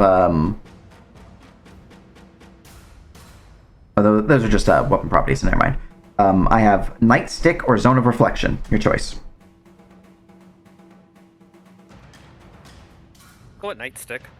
Whenever the Saurian whelp would reduce another creature to 0 hit points with a melee attack, that creature is knocked unconscious, suffering from the incapacitated condition until a successful DC 15 medicine check is performed upon the unconscious creature as an action, until a lesser restoration spell or a similar effect is cast upon the unconscious creature, or until 1d4 hours have passed. Oh, nice. Okay. Yeah. And that'll be it. Excellent. Saurian whelp number 2. Spear in hand. They are going to leap off. And we'll strike out a spear towards Silas. 12 to hit. That is a miss. Haha! They are sad. They will flick their tongue out as they use infravision. Pteranodon 1. This one here will fly forward. And will strike out towards Caspian. Talons. 18 to hit for 11 piercing. Should I pick another name so you don't keep almost saying castle? I keep almost saying Cassian because of Cassian Andor. Ah, Yeah. that hits. Alright. That will strike into you for 11 piercing.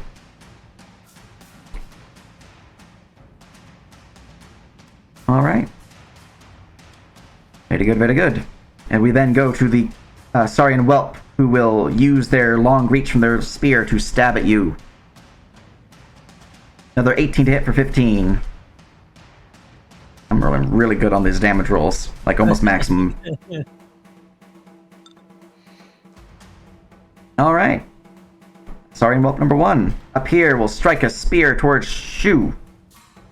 Skalashka. 10 to hit. That's a big old miss. Yep. Figured as much. All right. Well, that's all he's gonna do. So, Silas. All right. Time to do cleric things. Silas, who had a guitar in hand at the time, will, play a nice chord, and they will cast Bless. Yeah. Shu. I gotta Mundri, and I'll do Benjin, because I'll do those 3. You have been blessed. You is the music, like, you'll hear the melody, and you swear you smell the sea, like the salt of the sea. That is my action. I don't have any bonus actions, but we're gonna do a tactics check. Or we'll do tactics. Where are we at? Dun dun dun. A 16 on the Saurian Whelp. All right. That's enough to learn 2 things of your choice about the creature. What would you like to learn? There was we learned the nightstick. There was the zone of zone of something. Zone of Reflection. Yep. The Saurian Whelp gives off a 10-foot aura that boosts the spirit and resolve of allied creatures within. Allies have advantage on all saving throws while within this aura. Saurian Whelp cannot benefit from its own zone of reflection. So if the Pteranodons have advantage on saves, basically. And then let's see. Are there any reactions that we need to be aware of? You've already seen Protective Charge that they hold. Okay. And that's the only one they have.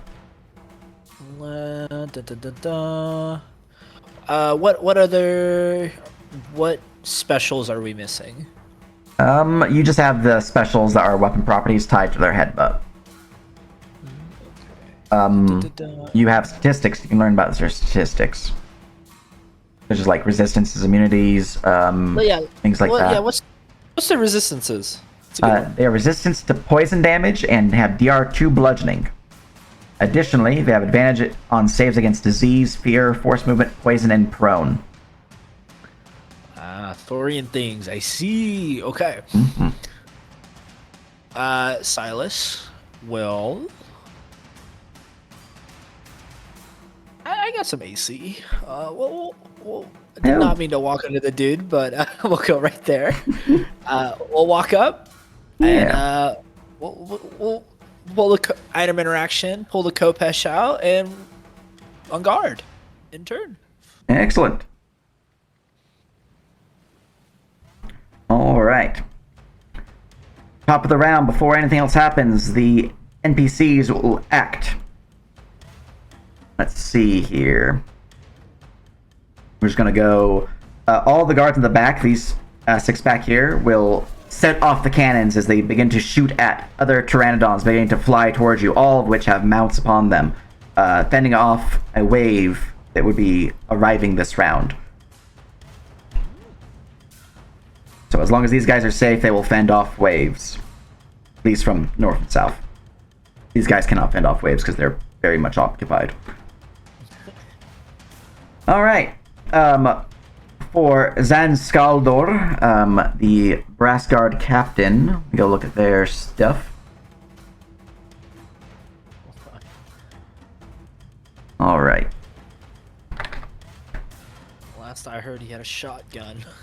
A shotgun in hand, he will point it at the Pteranodon and just click. Oof. And it seems to click in a sad sound as it misfires a little bit. Ah, blasted! He will click again as a second round. The chamber of the shotgun will rotate into another round, as it is a revolver shotgun, and he will shoot again. And this time it will find purchase as both the Pteranodon and the Saurian Whelp will be struck. Let's see, what's your shotgun damage? It's been a hot minute since I looked at that.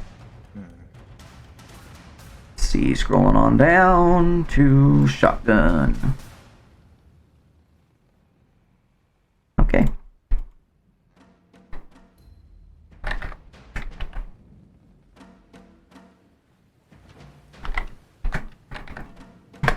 Alright, both of them suffer 18 points of ballistic damage as their bodies are ripped by the shrapnel. The Pteranodon seems nearly slain, heavily bleeding from many different pockmarks, holes within its body. Additionally, because it is a scatter weapon up close, I need to go and grab what that does, because I think it does more damage, which means the Pteranodon's probably dead. Thunder damage, 1d8, I believe. Let's see. Yeah, I have all the armor pulled up. I don't have the weapons. It's specifically something with firearms. Firearms do noise damage to you if you're too close.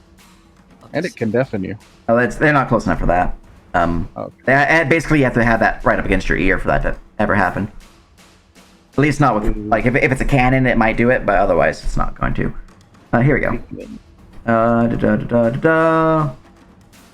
die of damage.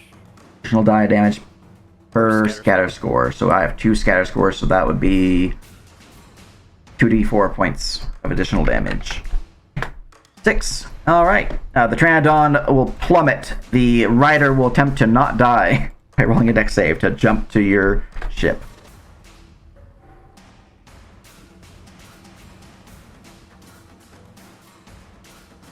Poof! He grabs hold of the edge, dangling there barely, but he is dangling. His spear dropped. Alright. That is Zanskaldor. We're gonna go to this guy now, who's going to point a gun at the Saurian Whelp that you are attacking, Silas, and will let loose a shot. Will rip through its flesh for 6 ballistic. Will then turn the gun to the Pteranodon and take another shot, hoping that it will scare it off. It will also strike for 7. Alright, next one on the list would be the Mariner back here. He's going to stand up from prone, point his gun at the Pteranodon number 2, and will take a shot. Pew! Pew! 2 shots. Second one seems to misfire a little bit, but the first one will find purchase, ripping through its flesh for 6. Alright, and then for Von Nogrum Dragonback. Let's see here. What are your skill sets?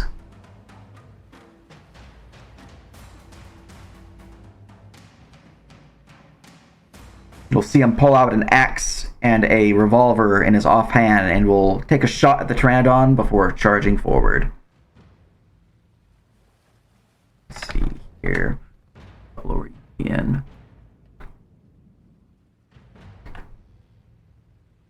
Right, pistol shot. Good shot. Will rip into its flesh for 8. He will strike forward, snapping himself to grid, as he will strike with his axe now. Which will unfortunately miss. As the thickened hide will have the axe just bounce right back off. Alright, and then with his additional attack for being a level 5 plus character, he will swing his axe again, which will find purchase. And this time, he will strike out and hit the creature for some good damage. Specifically,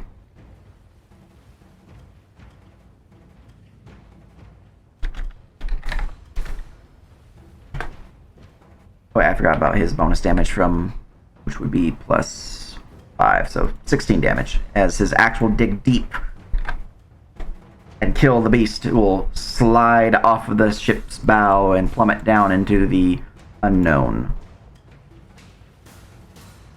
Alright. And those inside the ship, your companions will push out and begin to help the southern mariners. So they are in the fray, they're just helping to keep the waves off you. Alright, the one that would have gone just now just died. So Caspian. It's your turn. So I know that these things will try and chase me if I try to move away, right? They will try to grab you if you try to move away. I'm just gonna do my field stitch to touch myself. Alright, alright.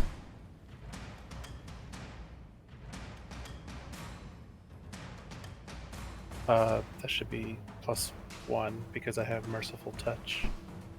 So 13 total. Yeah, I'll change that when I. Gotcha. Very good, very good. Feeling your wounds, your body begins to feel reinvigorated. That's an action. I can't do there's no total defense or anything. No. There is a action to take the dodge action, which gives creatures disadvantage to hit you, which is effectively total defense. But it is an action unless you're a rogue. Or like a monk or something. Okay, so I guess I'm done. Alright. Oh, tactics check. Feel free. Tacticing the pteranodons, the whelps.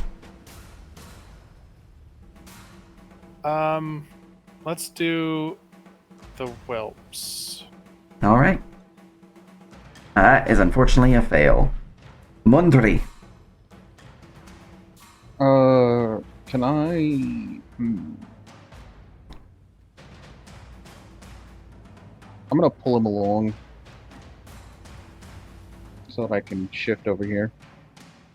And then I'm going to grapple the pterodon. Or actually, no, first I'm gonna hit the pterodon with my fist. Mm-hmm.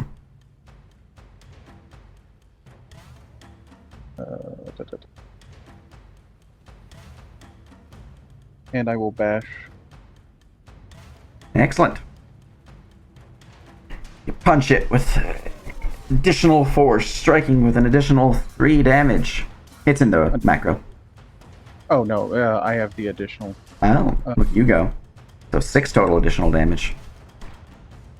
As your punch rips into it for 24 to hit, will certainly slap into it for a total of 17, 19 damage reduced by DR of 3. Do you have any penetration on that punch? I do not. Gotcha. Okay. But I will bonus action grapple. Excellent. Radon has suffered a heavy punch. About almost halfway dead, but it is still alive. And that will rip hold of it, and the creature will try to break free, but does not, as it is grappled. Do you let loose your grapple of the other Saurian to do so? Go on one hand, one hand. Alright. That's my turn. Excellent. Actually, no. There's one thing I wanted to check. Mm-hmm. The brass guard that got thrown across, I look over towards him. Can I make a tactics check to see if he's bleeding blood? Sure. Thanks.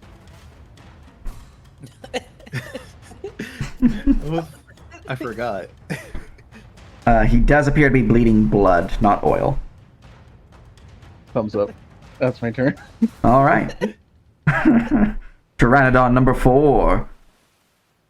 Alright, this one will lift into the air and will surge forward, flying towards Zan Skaldor, and will try to rip him with its talons.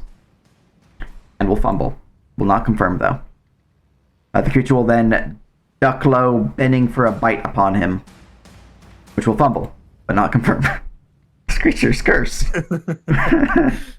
Alright, well, that was a good Pteranodon turn. We're just going to skip that and ignore it happened ever. Alright, Saurian Whelp number 4 is grappled and held in the hands of Mundri. If at first you don't succeed, try again. He will headbutt you again. And critical. Oh, there we go. 14 to confirm. That confirms. All right, that is a total of 15 bludgeoning damage as his head just rips into your helmet, denting the metal, causing a ringing sensation to enter into your ears.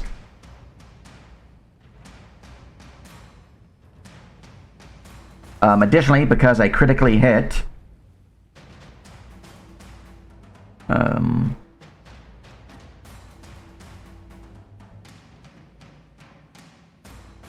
Nightstick, no. Knockback, no.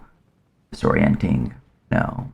Okay, never mind. They only trigger if I do maximum damage, which I was 1 away from doing. I needed a 12. Ouchie. The Yeah. 3 damage hurt. Mm-hmm. Alright. Wait, 3 damage? You have a lot of fucking bludgeoning DR, goddamn. Yeah, I have 4 bludgeoning DR. I'm currently raging, so I half the damage. Oh, yeah, rage, half damage. Excellent. Good stuff. Alright, that is all I can do. So, Benjin. Yes. Let's see here.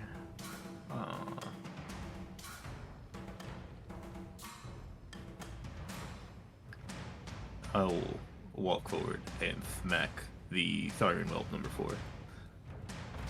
Excellent. No,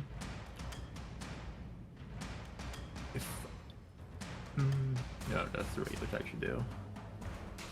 Warhammer.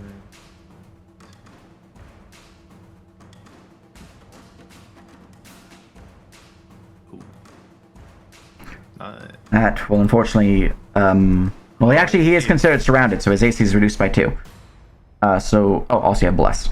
That will definitely hit, as that will crack into his back, dealing 5 bludgeoning, breaching through his DR with your penetration, as he is struck for some damage. Yeah. I low rolled, but you know, we take those. We take those. It was a hit's a hit. Bonus actions? No. No, that's gonna be my turn. Alright, from there we go on to Shu. He will look over the captain, and then he says, "We got any of those magical interpreters on board?" Afraid not. Don't eat him alive, then. And she will kind of look down at the whelp with a little bit of pity, and he will move over here. It will provoke as the whelp. He'll be sad because he can't provoke.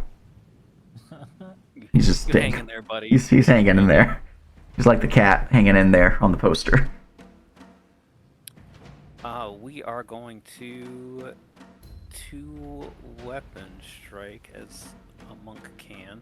Mm-hmm. And the first attack, or not the first attack, the second attack will be replaced with a breath weapon. Uh-huh. We're going to Flaming Swift strike the whelp. Alright, that will certainly crack into him for 11 damage, bypassing his DR. Which, you know, it's fire and elemental, so it would do it anyways. Crack. Heavily injured, near death. The warrior is wobbling, but still standing.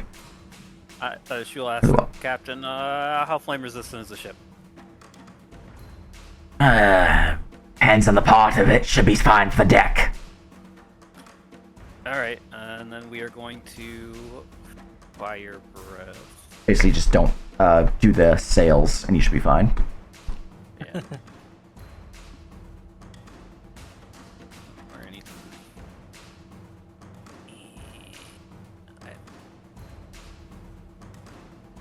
I have misplaced myself. Screw it. I'll take that A out. Alright. Come on, bird. The Pteranodon will use its snatch reaction to make a grapple attempt against you. 12 to grapple. Let's see. It is not successful, as you are able to get away from its jaws. Cool. Math is hard. Really. There we go, finally.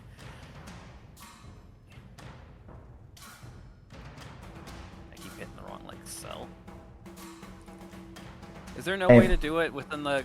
I I guess we'll just have to go over here then. Yeah, if you want to redraw your template, just hold control. And you can move it around, and then you can, like, resize it with that. So, like, you're trying to do something like that, you can just change where it's located. Yeah, I'm basically trying not to hit the captain as much as I can. 20-foot cone? Yep.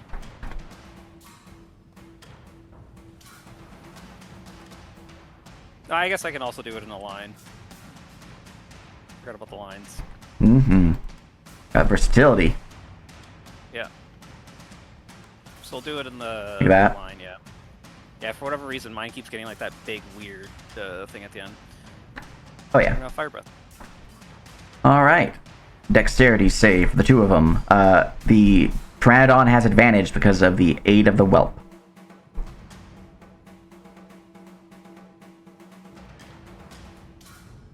Alright, the Pteranodon succeeds while the whelp fails. They suffer 8 and 4, respectively. Yogi, and then...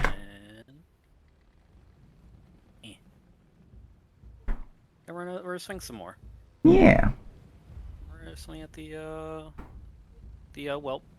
Alright, that will crack it right in the skull as the fire rips through its body, engulfing in flames and crackling in lightning as it falls over, crumpling dead.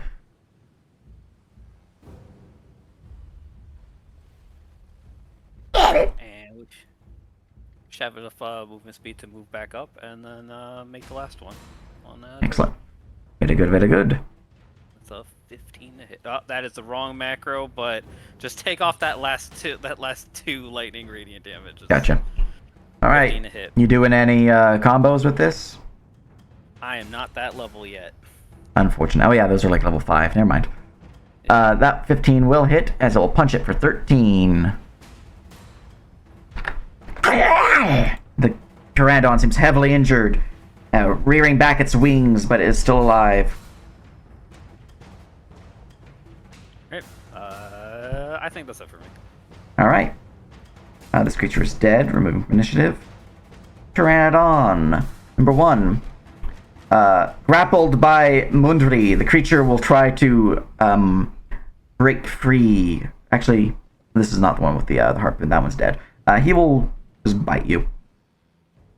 Yum, yum, yum. 16 to hit. Owie. That's Or a lot of damage. 19 piercing. He does bypass 2 DR with his bite. Okay. So I take an extra 2.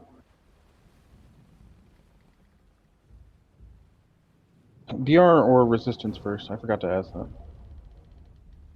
that. Resistance, then DR.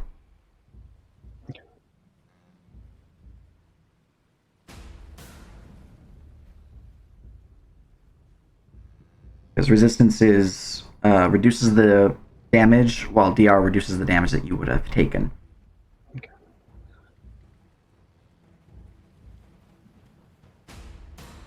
Alright. With its other attack, its talons, it will... It can't move, so it can't really use them because they're kind of dangling off the edge right now. He's sad. Yeah, he's just sad. Sorry, whelp number 3. The person's mount. Spear in hand. He will stab at you, Mundri, trying to help his buddy not be grappled. Kaskala! 12 to hit. That hits. 15 piercing. We round up or round down? Always round down, unless otherwise stated.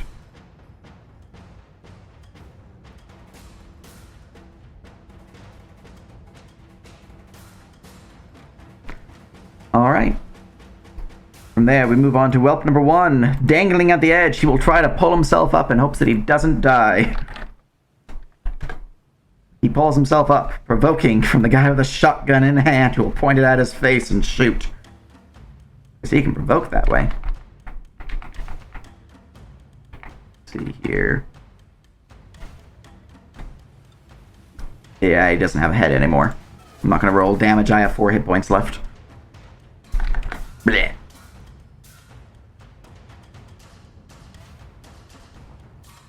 Alright. Silas.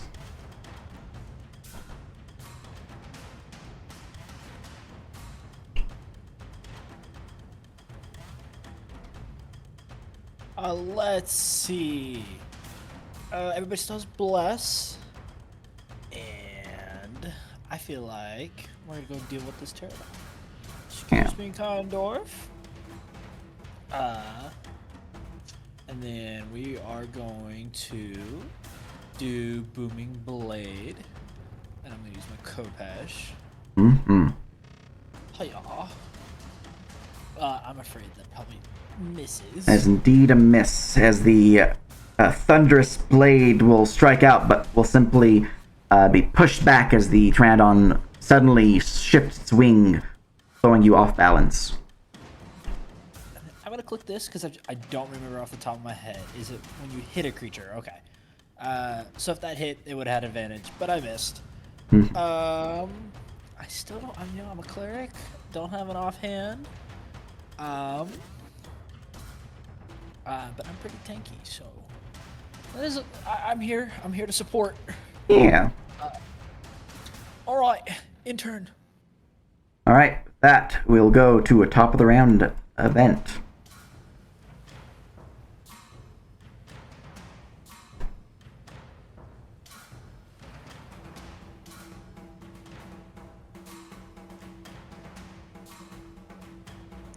Your companions to the west, covering the northern and southern flanks, will continue to let loose cannon fire, killing more and more Pteranodons swarming towards you. However, to the east, the cannons are not protecting you as your folks are still occupied. A single Pteranodon will fly in with a heavily armored figure atop them, with blade and shield in hand, holding their reins in their shield hand. These guys are being added to the initiative.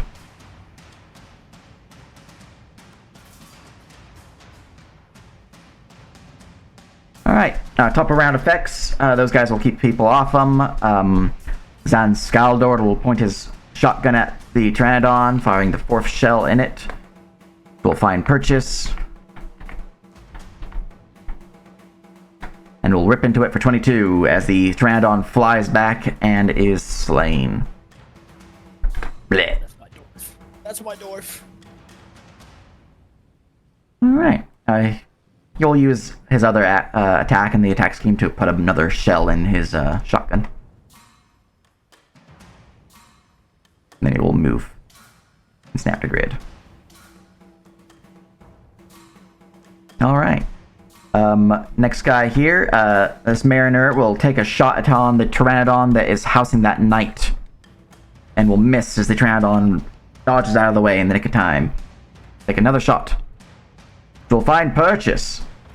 I need to look to see if the knight has anything to stop that. I don't think he does.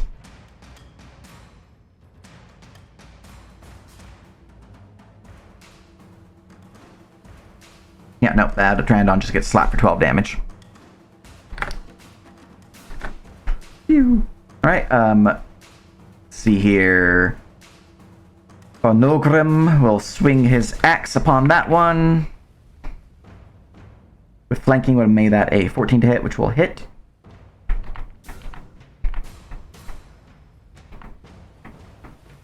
See here, where's that damage die on this?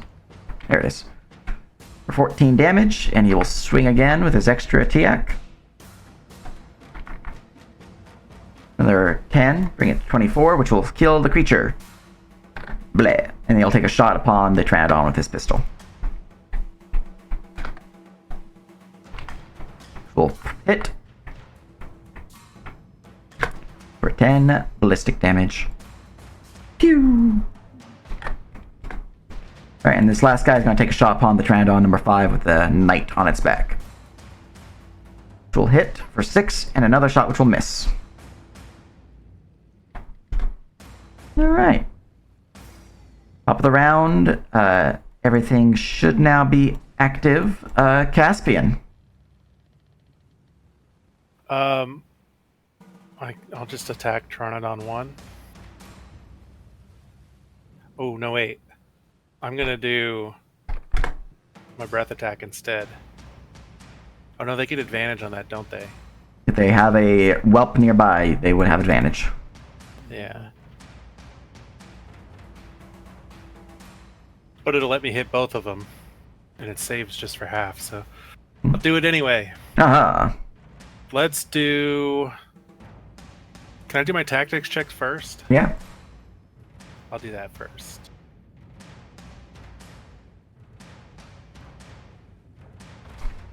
Hot damn. What you trying to tactics on? I want to know if they have fire resistance. Nope. No fire resistance. Just poison. Fire damage it is. Alright. Rolling the save for those two there as you breathe forth your scalding breath upon them. Oh, that's a strength save. My bad. I thought they had some ability that let them substitute. I'm just a banana. Anything. I'm just a banana. Dex save with advantage for the Pteranodon because of the aid of its whelp. That will succeed, but the whelp would fail, so 5 damage to the Pteranodon, 10 to the whelp. Not hitting Mundry, of course. I figured as much. Damage You can't applied. do like 3 damage, don't As the two of them are heavily injured, but are still alive. I'm done. Alright. Mundry.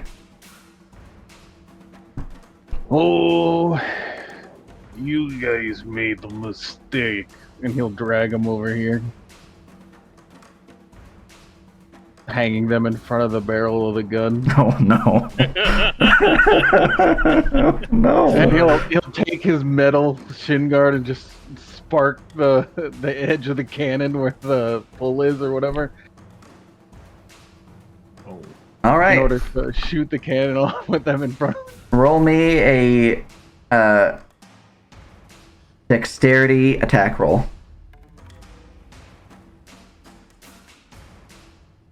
Do I have proficiency? What? You're a barbarian, right? Yeah. You should have proficiency since you are from Windendrun. That's a 10. Alright. Would you like to change that in any way? As you see, the cannonball seems like it's gonna miss. Oh, wait, I have blessed. You do have blessed. It's true. Plus D4. That's what you need to hit both of them. So the cannonball will rip through the two of them. Roll me 8d10. I want to see Max roll. you're gonna hit 4 ones. 40 damage as both of them are ripped to shreds. The cannonball ripping them in half. They're dead. They're super dead. Both of them are dead. Goodbye, friends. Then I will walk over this way. Excuse me, must kill men. And, I guess I'll tactics check the big guy. Alright. Right? Yeah. These guys should still be on deck. Make them visible. Okay. Alright, 19 tactics on the big guy. Let me go grab him. That's enough to learn 2 things about him. What would you like to learn? Resistances? He is resistance to poison. He has the same Saurian feature of advantage against disease, fear, force movement, poison, and prone. He has DR 6 slashing and 3 bludgeoning or piercing.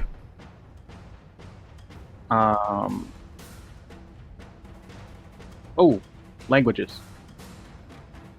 He speaks Common, Draconic, and Syrik. This man will understand you if you speak. Alright, that's what you learn. I'll point towards the knight. And that's my turn. Excellent. Benjamin. Yes.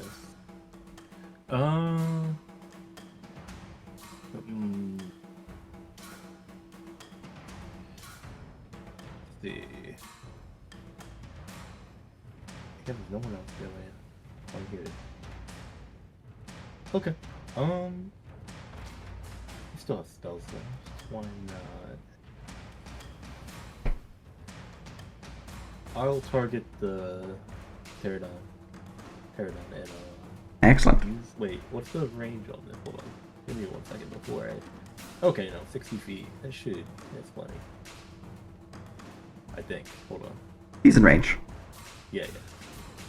I'll take a hand off my Warhammer and cast Mud Ball on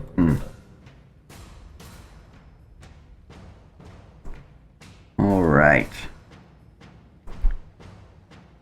Let's see here. This is a touch attack or a range spell attack against him. Yes. All right. Mudball will strike into the Pteranodon for 3 bludgeoning damage, and he is blinded. He does have DR3, so it does 0, unfortunately. Bad. But it'd be like that sometimes. He does get blinded, as there's now mud in his eyes. That was the main goal of this attack. Mm-hmm. And that'll be my turn. All right. Shoo. I only need like another 10 feet, so there it goes. Cool. She'll start levitating, and he will kind of like make his way past Mundry, put his foot on the front of the deck, and then leap off. And then he'll, on the way over, he'll look at the knight and kind of use the information that Mundry gave, and he will speak in Draconic to the Saurian knight, and he will first say, "You should have been the first to lead the charge. Look at the carnage you've wrought."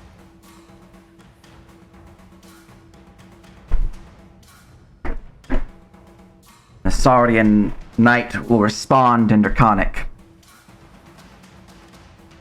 Invaders, leave! We are legion.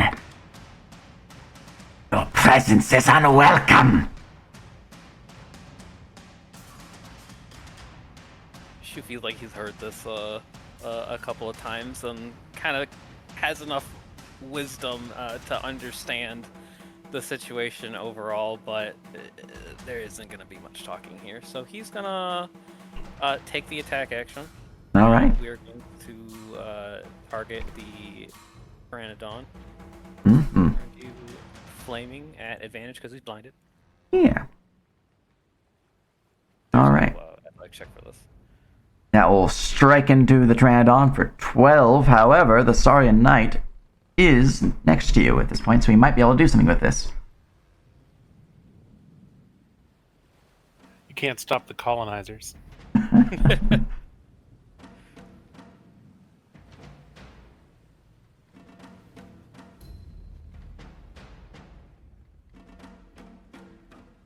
All right. That's where it was. Okay.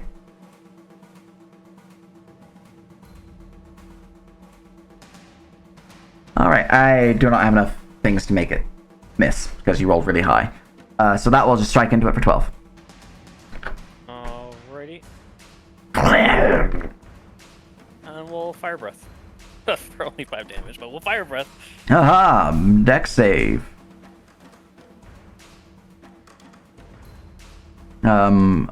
The knight will fail, but the Pteranodon will succeed. Damage applied. The knight seems a little singed, more annoyed than anything else, while the Pteranodon is flapping on for dear life.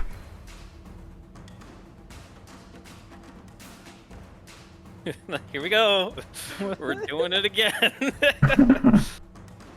Pteranodon. 26 to hit for 10.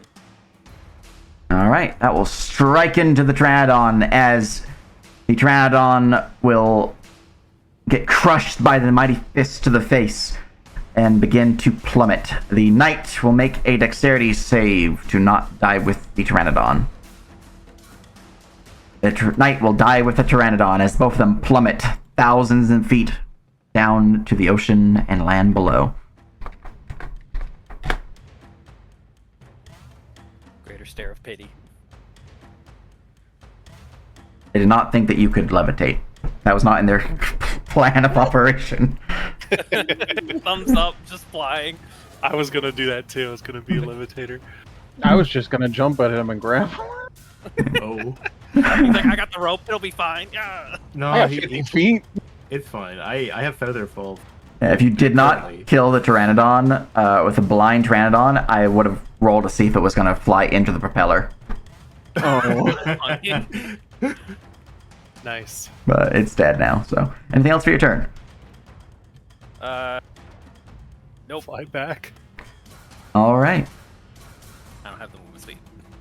Well, the ship will catch you anyway. Yeah. yeah, the ship will slowly catch up to you. Silas.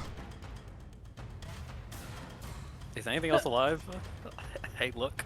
Looking around, you see enemies off in the distance, but all seems quiet on the deck. All seems quiet on the deck. I will make sure of that. I'll throw you a perception check. Just a 20. You know, with and if it matters, I have green sight, deep sight, dark vision, a lot of sights. Oh. Okay. I can't see through clouds. I wish. Alright. Unfortunately, my check on the thing that is notable was a 22. If you had cloud sight, it would be better. If I was a warlock. If only. Alright. Um, With a 20, you do see that appears to be another wave about to hit next round. This time of Saurians that seem to have large fanged maws. Effectively, they are tyrant Saurians, so T-Rex Saurians. And they are dressed in male armor with shields and maces. see. We will. You would also see behind them two Saurians that are not flying Pteranodons, but are just by themselves flying. These are the Terran Saurians, so the pterodactyl Saurians. You know what? And they have bows in hand. I'm double checking. I'm pretty sure. My tinderbox is in my jacket. It is in my jacket. Silas will take the time to. He's been on a ship before. He'll take the time to aim the cannon at a tyrant. I assume if it gets in this line of sight, he'll hold his action to fire the cannon. All right. At the start of the round, you get your action going off. Give me a dexterity attack roll with the cannon.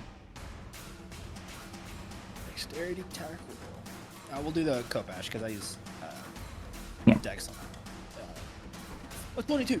Roll me 8d10 as the cannonball rips through the air, flying towards the Saurian warrior and its mount.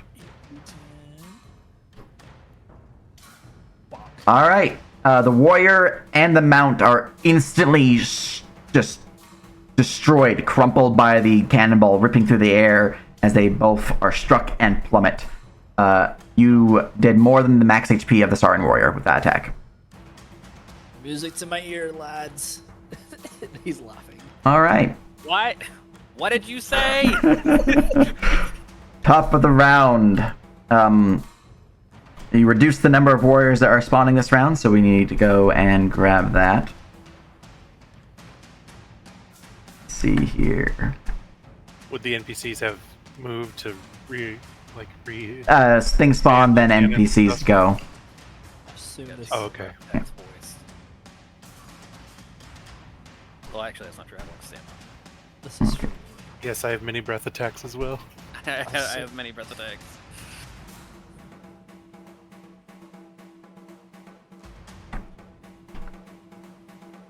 The archers are going to be a problem.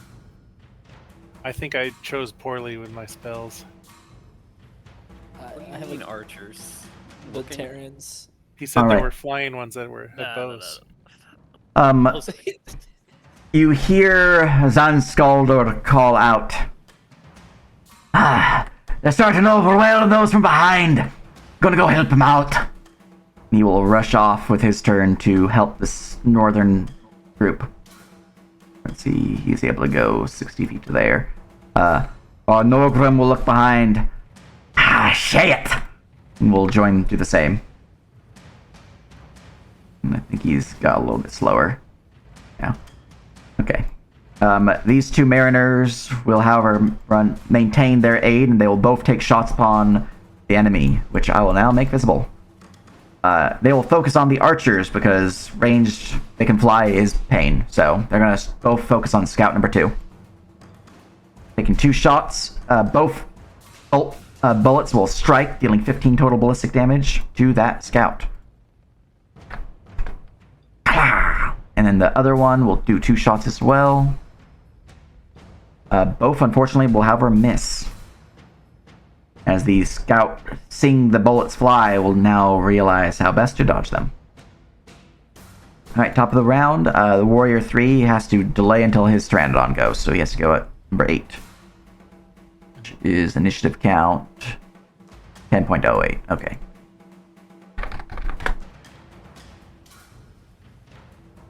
Caspian. I don't know how to operate cannons. I would assume. Yeah, it's just a dex check. Or dex, yeah.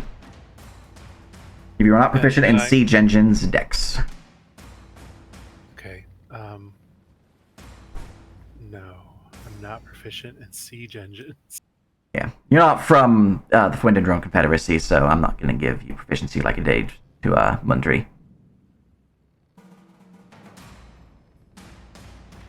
Well, in that case, I'm gonna do, I guess, whatever I can to help. I don't have any range. I don't want to throw my harpoon at these things, That's fair. even though it has a rope attached to it, right? Yeah. Or do I have to say that it has a rope? I assume you had it preset with a rope. You guys gather your equipment from the armory, so whatever you had normally set to them would be set. The only issue you're going to have is it doesn't have the returning property, so it's going to probably take an action to pull it back. Yeah. Yeah, but if I haven't moved... Oh no, I guess I couldn't use a move action for that. So it would be like 2 turns. Well... You can ready in action. For when they land? Yeah. Ready to attack when they land. It has brace. Is 5-foot step a thing in this too? Or There is the step stamina action, which is essentially a 5-foot step. I'll just ready an action with brace. Alright, ready to brace. Warrior number 2 is a top Pteranodon 7, so their initiative needs to be reduced to 19.08. Mundry. Mundry, not having the same issue, will grab a cannonball Excellent. and walk to this ledge and throw it at the Pteranodon. Alright, well that is definitely an improvised weapon against the Pteranodon. It's just a rock. Distance is 30 feet, so you would be at disadvantage range. Unless you increase your thrown weapon range. No, I don't have the thrown weapon thing. Okay. I'm going to use this one. Alright, the cannonball go. The shock put record of the world. Unfortunately, 11 is not quite enough to hit the Pteranodon. He'll shrug. Rage withstanding. Excellent. Anything else? That's my turn. Alright, Saurian Scout number 2. Flying with their own personalized wings. They will fly a little bit over here, away from that cannon's angle of fire, and will take a shot upon you, Mundry. With their bow. 19 to hit for 7 pierce. Ouchie. That does no damage. He is sad. Alright,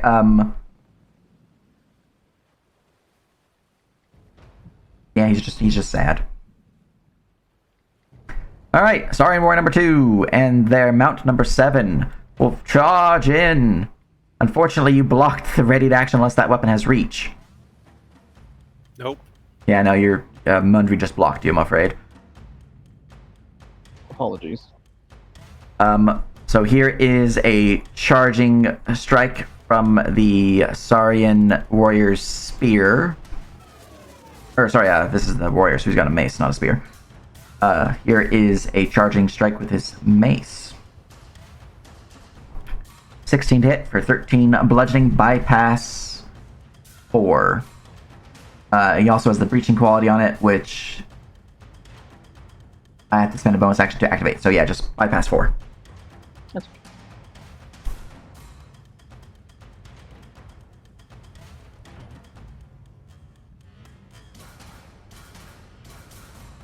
Alright, and he will use his extra attack to strike again. Seeing that you're in heavier armor, he will use breaching on this attack. So this one will have higher bypass and a +1 to hit. mean. 15 for 6 bludgeoning, bypass 6.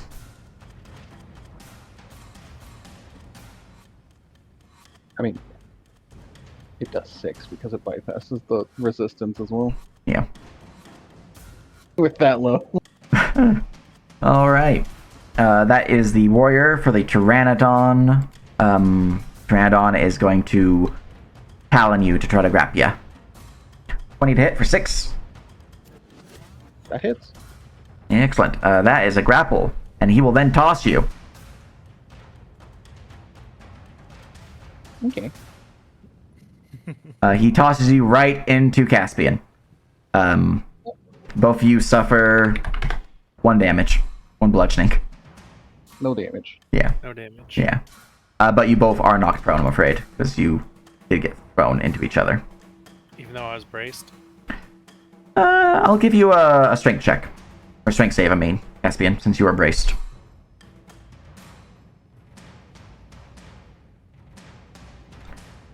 DC for these guys would be 12, yeah. You are not knocked prone, just Mundry. Alright. Since you're still in reach of me, I will use my other action attack to bite Mundry. With advantage. 20 to hit for 15 piercing. Ouchie. That does have bypass 2 on the bite. Nice. Alright, Benjamin. Me. So I have the breaching quality on my warrior mirror. I have no idea what it does. The warriors have the same weapon. Reaching and as a bonus action, make an attack against a creature wearing medium or heavy armor, or with a AC of, I believe, 18 or higher, getting a +1 bonus to the attack and a +2 bonus to the penetration score of the attack. Okay, good to know what that does. It's also in weapon properties. If you go on World Anvil, there's a page for it. Yeah, I have to go read through all that again. Let's see here. I don't like that. I should set this up before I do anything else, though. I'll use an action to cast Mage Hand. And so I'm not 100% sure how this action economy works for this. Because the vestige I have a pact with currently lets me control the hand as a bonus action rather than an action. Yeah. Except when using it to manipulate or use it, that would take an action. But it also gives me the ability to use the mage hand as an action to shove a creature. Would I also be able to do that as a bonus action? The other feature gives, or is it just in action for that? I should fix that macro so it reads more clearly. Since the ability to shove is a very specific thing of Far Hand, which denotes it as an action, that one has to be an action. But if you were wanting to, like, manipulate...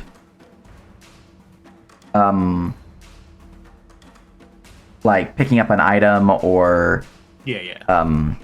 turning a doorknob, drawing an item from a bandolier, that would be a bonus action. Yeah, okay. Either way, I still want to set up Mage Hand for future turns. Yeah. Let's see. Any other bonus actions I have? I guess oh yeah, I have that. I forgot this that was changed. I'll throw a magic stone. Doing a quick toss. Unfortunately, the rock will simply bounce off its thick hide. Yeah, I don't think I don't think Bus could save that. Yeah, I mean, the Pteranodon's AC is 14, so.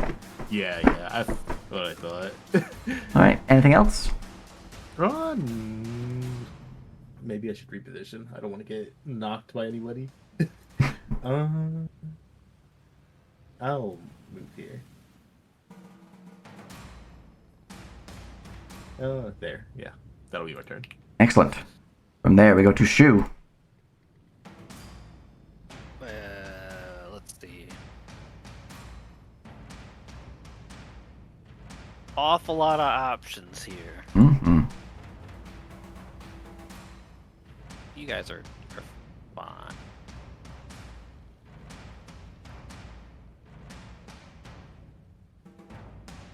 Hello, kind sir.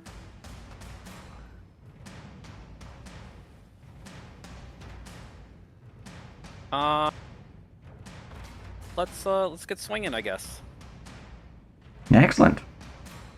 On the Pterodon. 5 for 15. Alright, 25 will strike into the Pteranodon for 15 damage total as it is heavily injured. We are going to... Yeah. Why not? More flurry. Mm-hmm.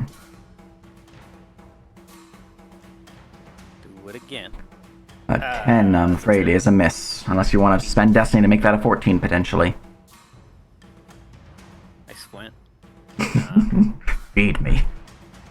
Alright, that's a 14. That will strike me for another 15. As it is heavily injured, near dead, but still alive, barely. Okay. I used a mighty attack already.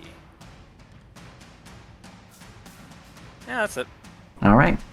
Sorry, and Scout number 1 will fly a little bit, and will take a shot of an arrow upon you, Shu, as you are out in the open.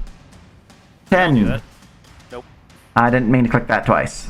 It's a miss. Alright, well, he's sad. Pteranodon number 6.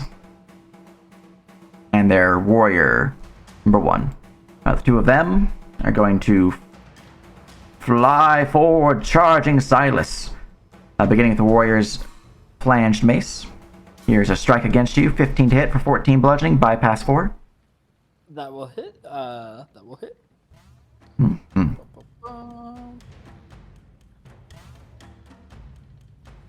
Concentration. Save. Bless is still up. Aha. He is going to push with a secondary attack with his extra attack feature. That's a miss. And then he will smack you with his shield. 15 to hit for 7 bludgeoning. And will also hit. Well. Or sorry, that's an offhand attack, so just 3. Okay. He doesn't have the ability to ignore get stats on his offhand attacks. Alright. Pteranodon is going to bite you. First, 14's a miss, and he will talon you, which is a miss. Oh, miss. Yeah. Alright, warrior number 3 will strike a mighty mace upon Shu. Don't do that. Shit. Push it, second attack. Critical, confirm! Ooh, that is definitely a confirm. 8 bludgeoning. And let me see if he has any crit effects. Oh, flying effects. Hilarious 8 bludgeoning though. Cancels levitation. That'd be funny. Knocks Don't you. worry. Knocks you prone. Fine. Just hold on. You're within 60 feet of me, right? Yeah, you are. Okay. Yeah, you're fine. Don't worry. You are wearing light or no armor, so I need a strength save. Rank save, you say? Yep. We can do those. So, Also, quick question. Do you have a rope tied around your waist? yeah. Excellent. That's ominous. He's got 30 feet. Of course He's it got is. 20 feet of rope left. On a totally unrelated note, do you have a rope tied around you? Do you have any next of kin? Alright. So that is a successful strength save. You are not knocked prone out of the air and burdened from his feature known as lay low. However, his feature known as reeve, which is whenever he attacks a creature wearing light or no armor. You're a monk, I assume you're wearing no armor. Yes. He deals an additional dice worth of damage, which is multiplied on a crit. So that would be an additional 2d10 effectively. So that is a total of 13 bludgeoning damage bypass 4. We'll use deflecting and reduce it by half my dex score, which is 16, so by 8. So in total, 6. Very good, very good. Alright, and that was your reaction used, I believe. Yeah. And then, let's see, that was his second mace, so he is looking pretty good. Seeing as you're challenging him, he will give you a nod of respect that you are fighting in the air like a warrior should. And he will then use a bonus action to mark you for death, as he views you as a worthy challenger. Attacks he makes against you are made at advantage for the next minute, or until he is slain. Or until you are slain, or he places it on another creature. Alright, scrap. The Pteranodon is near death, and is in fact low enough that it needs to make a morale check. Which is a wisdom save. Fly back, you coward! Fly back! He makes the save. He will continue the murder. Here is a talent attack. 16 to hit for 7. I did not use my offhand, so no. 17. Alright, he will bite. He will miss. Definitely. The Pteranodon is sad. Alright, Silas. Oh, I was just assaulted by a wingless dragon. Okay. You know, I was swing a Kopesh with rock music attached to it. Right. The Kopesh will swing out, going, ah! As it rips into him for 7. And that's on the Pteranodon or the warrior? That's the Pteranodon. Excellent. Alright. 7. Reduced by my DR. Damage applied. And it has, Kopesh has penetration 2, if Oh, that matters. I will deal 2 more damage. Yep. And then, attacks against the Pteranodon are now made at advantage. Huzzah. Let's throw a skill check. Tactics check at the scouts, the pterodactyl saurians. Alright. A 23. That is enough to learn 3 things of your choice about them. Any reactions? Yes, they have a reaction known as Blinding Spittle. As a reaction to being hit by a melee attack, the Terran Saurian can spit at the triggering creature's face. The target must make a DC 12 con save. If the target fails, the target suffers from the blinding condition until they take an action to clear the spittle, or until 1 minute has passed. The Terran Saurian can use this feature once, regaining it after a short or long rest. No bueno. Be careful, my flying monk. Let's see. What? You fired a cannon off of my air. I can't hear shit. It's music. Let's see. Let's do any bonus actions for these scouts. They just have this traditional Saurian infravision and nothing else. Okay. Any vulnerabilities? We asked for resistances. Nothing particularly weak for them, but obviously if they're not prone and they're flying, they're gonna die. Yeah. Because, you know, it's death. What is their for my last one? What is their alignment? They are chaotic neutral. Makes sense. Okay. We post up. Excellent. In turn.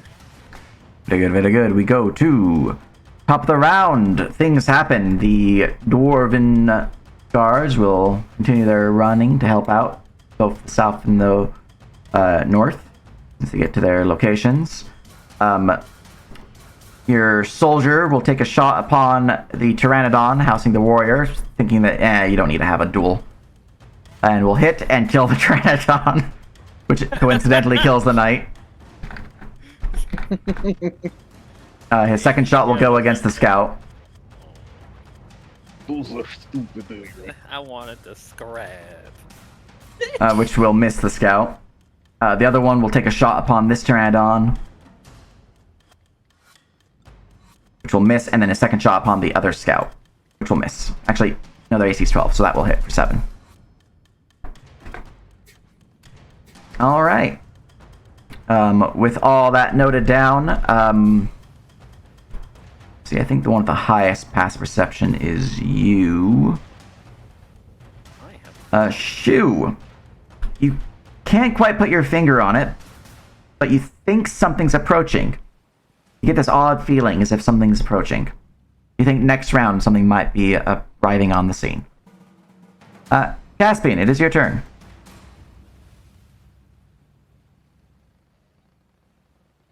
Can I? Is perception an action? You are able to have a free skill check per round, per my rules, and you can use that for a perception check. Otherwise, it is indeed an action. I would like to perception check the skies around us to see if there's anything else coming. Excellent, go ahead.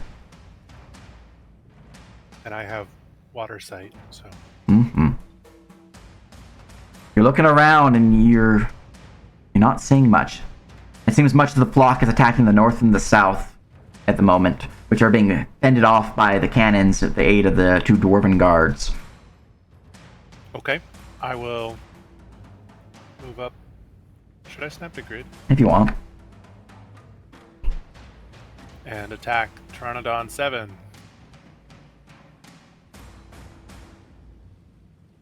You guys are fine. I will rip into the Pteranodon 7 for 4 damage.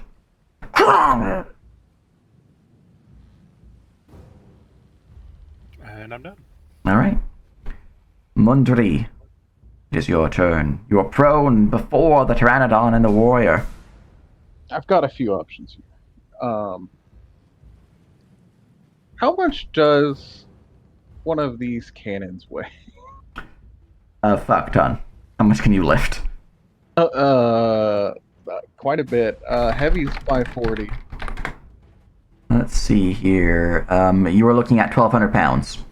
Okay, so we're not lifting that up just yet. And that's for the smaller ones, by the way. Yeah, that's the one I was looking at. I was gonna throw it at him. Just gonna throw the captain's fucking cannon.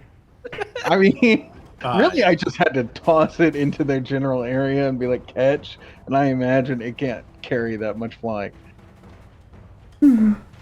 Alright. Instead, I will stand, provoking the AI. Yep, the warrior will strike at you with advantage. It is a 23 to hit for 14 bypass 4. And the Pteranodon will bite with advantage, 23 to hit for 19 bypass 2.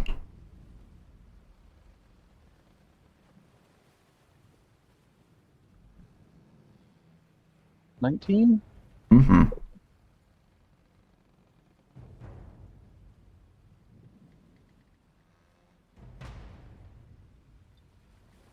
Unprone. Worth it. I'm gonna run and jump on the Pteranodon with the warrior. Alright. Roll me an acrobatics check. Yeah, totally. Or, sorry, you can jump with athletics too. You can roll athletics. Nice. Good, because the other one would have been bad. Had advantage, but if that makes it, that makes it. You do not need advantage as you are able to jump on with the Pteranodon not being able to swoop out of the way to avoid your jump. So you are now on its back next to the warrior. How heavy are you? I am pretty heavy. So, if I have all my gear, including my backpack, I'm sitting at a good 100 pounds plus my actual weight, which is 185. So 285 plus the warrior, who is... It's okay. The warrior's not going to be on here very long. All right. The Pteranodon is like plummets maybe 3 feet before rising back to its normal height. It seems to be able to carry both your weight and the warrior, though barely.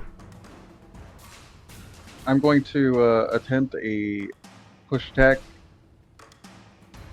Trying to push this bitch off of the Pteranodon. All right. Yeah, so we are going to switch it. And here.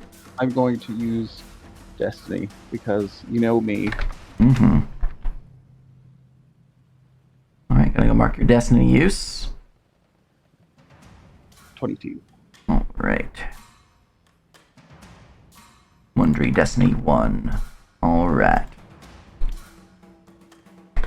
Yeah, he is shoved back. You got a 23 total, so you beat him by... Shoved, flung 20 feet away from the Pteranodon and plummets to his death. I'm gonna sit in the fucking saddle. The Pteranodon is actively protesting this and will require an animal handling check to get them to behave. Oh god. That's okay. I can do this. The other destiny. Another Destiny, your last of the day. Anyway, if you fall, you'll be fine. What if I have to find you? Don't take That's a a 6 though. 15. Alright, you managed to maintain your seating upon the Pteranodon. I need to check to see if that hits the DC to get it to stop protesting, but at the very least, you're good right now. Yeah, I didn't want to fall. Mm-hmm. I mean, falling, I'm still tied. You're still tied. I just gotta pull you Yeah, up but 50 feet. how can the rope hold your weight? Like all of a sudden, you know. Yeah, exactly. We'll just we're gonna go with this. That's gonna be my turn. Alright. It worked out. Smile. Don't worry, if you fall, I cast Feather Fall on you. And 7 HP in a dream. Oh god.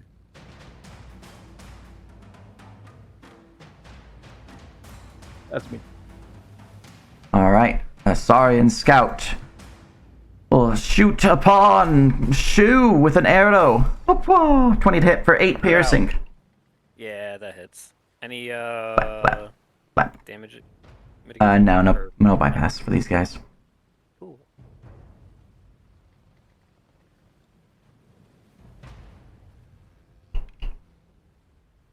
Alright. We then go to Saurian Warrior. Oh, he's dead, never mind.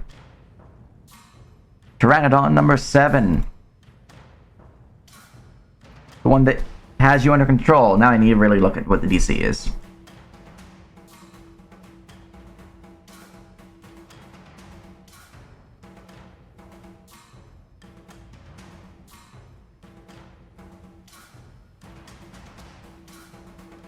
That animal handling check isn't correct. I have proficiency. Aha.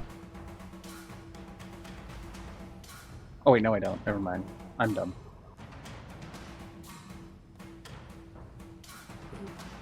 That is correct. It's 15. Alright.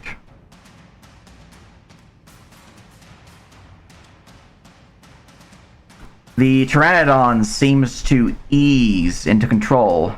You are now considered mounted onto a willing participant. Oh. You have gained a Pteranodon mount for right now. Excellent. It goes on your turn. Nice. Benjamin. I'm just like staring at wondering like what the fuck are you doing?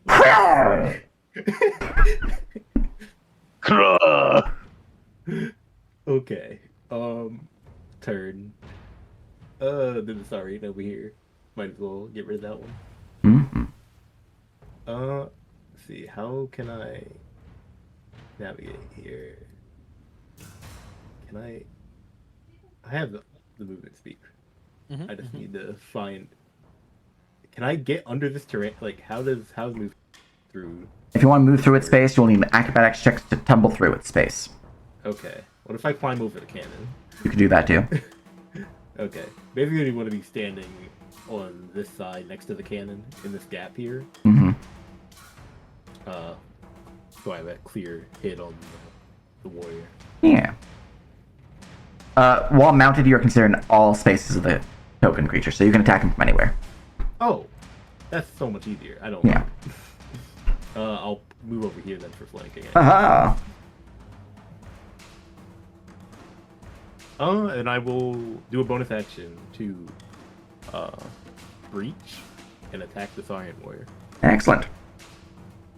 I'm learning.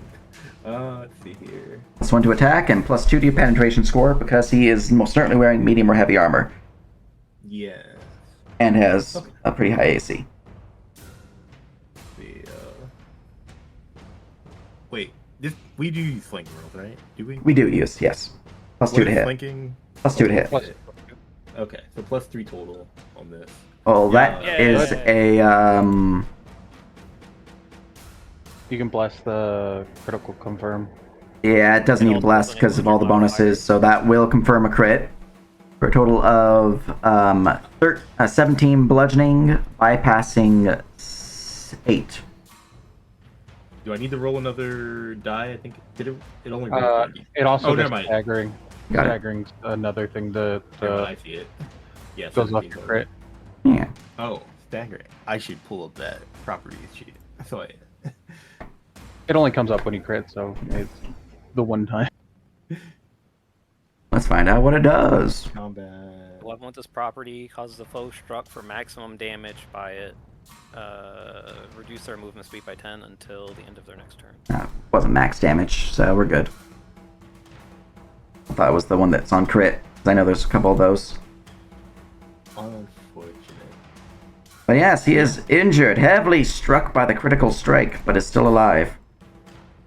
Nice. Alright, that'll be my turn then. Alright, very good, very good. Shoo. I could use my reaction to reset my deflecting. Mm-hmm. Come up over here just so we're a little bit closer to the homies. And then we're gonna make a flaming strike against the Saurian scout. And then we'll also bonus action to try to knock him prone. Alright, 14 will strike into him for 11. And then bonus action 23 to knock prone? Yep. Alright. What does that do to flying? He is They fall. knocked out of the air and is unable to fly. He is knocked out of the air and basically dies. Bleh. Aren't we like thousands of feet up? Yeah, but they're basically not going to be able to join the combat when it matters. Oh, okay.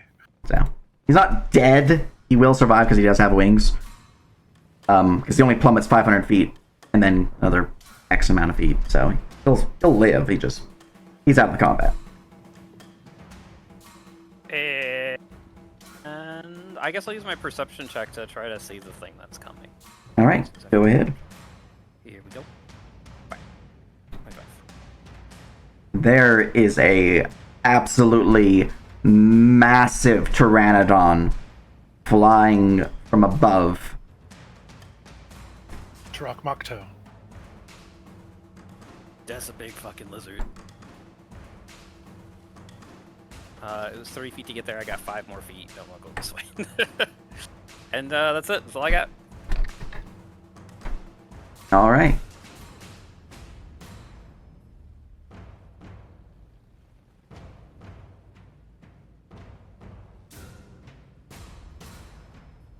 That creature's dead.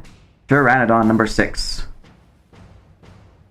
This is the hostile Pteranodon who is going to bite into Silas. 20 for 12. Bypass 2. It's getting real low. It's real dark.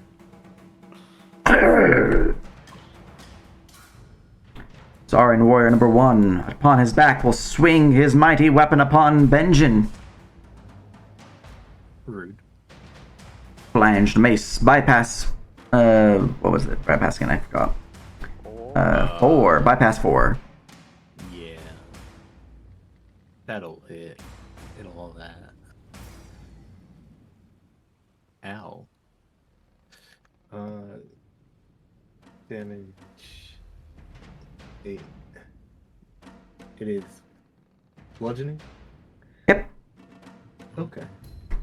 Keep bludgeoning, bypass 4 DR. And he will swing a mace again. 19 for another 6 bypass 4.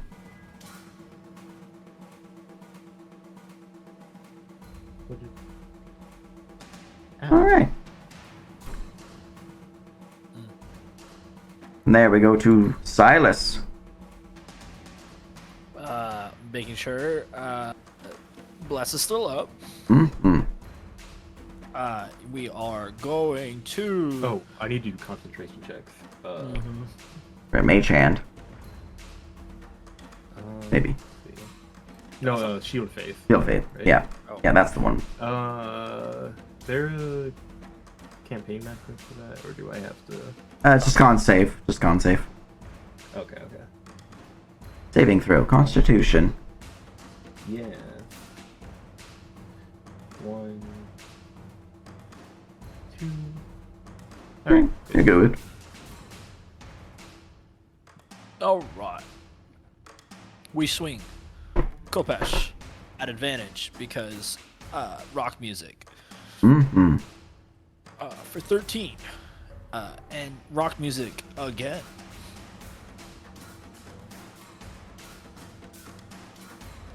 And then, I assume I can't shove a pterodon.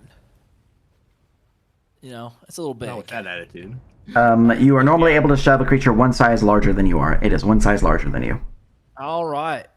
This skinny pirate is going to try to shove a pterodon. Excellent. Save. Not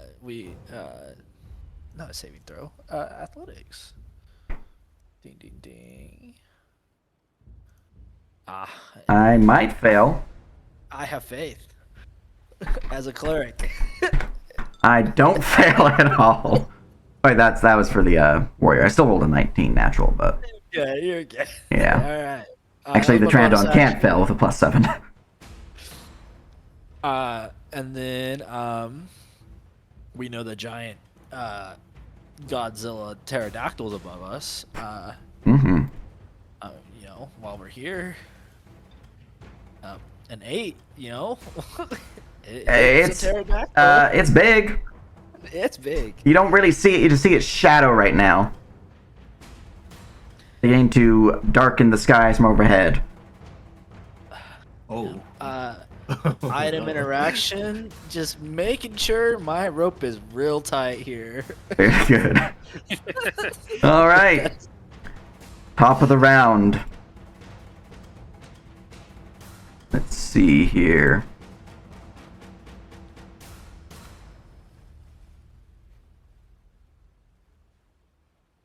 All seems to grow quiet as the pteranodons around you look up with a start. Those that are attacking the north and the south, hearing the cannon fire ring out, shooting towards them, begin to flee. The ones upon your deck try to lift off, but are too late when the beast that your companion Shu has seen arrives. The massive Quetzalcoatlus will fly down, piercing its beak through into your ship. Its wing beats, knocking you off course as the Pteranodon that Mundri you are riding goes flying off into the distance, your rope tugging you back upon the ship's base as you dangle there. The ship itself is shattered, severed in multiple locations as the mighty beak of the Quetzalcoatlus Lord destroys your ship. As each of you hold on for dear life, plummeting down and down and down into the jungle, all goes dark as you lose consciousness due to the lack of oxygen. And you will wake up somewhere else. Wait, what lack of oxygen? The wing beats of the Quetzalcoatlus drew forth the oxygen within your lungs. It's crazy. I'm trying to. I thought see. like when you dropped the token, it like ruined the map, and then I realized you took the map away. Yeah. did I? I was confused. Yeah, it's Oh, like shit. I can't zoom in, I can't see anything. Sorry. I didn't mean to do that. I hit the wrong button. Oh, okay. All right, copy. I thought it was just a very mysterious creature that we barely saw that just destroyed us immediately. Yeah, I just saw the big red question mark, and then everything went black. All right, I'm going to put you guys on the next map, do a little bit of an intro, and then we'll call a session soon thereafter. Mundri, there's your goal. I need you to tackle that thing in one day, okay? I did so much today. No, that's your next goal. That's the upgrade, okay? You're going from a Nissan to a Ferrari over here, okay? All right. I wish I could keep my Patera down. You can. Since you're off course, I'm going to put you over here. And then I'll have you a little bit off, dangling here, but your Pteranodon will still be there, but unconscious. Because I will not deprive you of your well-earned reward. 1, 2, 3, 4, 5. Cool. Okay, and you would have been put there. So, you guys would all wake hours, maybe a day or so later. Light is still here, shining through the canopies above, or at least daytime. You guys were arriving late afternoon, early evening. And you find yourselves on the crashed wreckage of your ship, Rigby's Revenge. The bodies of the remaining Saurians littering the area. It seems they did not survive the fall, as did the 2 guards that were there up on your side helping you in the combat. The Pteranodon that you had successfully captured, Mundry, is there, prone, though breathing, unconscious. You see the wreckage around you, the area of the jungle, the sounds of the calls of the strange jungle creatures calling and chirping in the distance. That'll be where we call the session. Too old for this shit. You guys had fun. We'll pick back up next week. Until next time, though.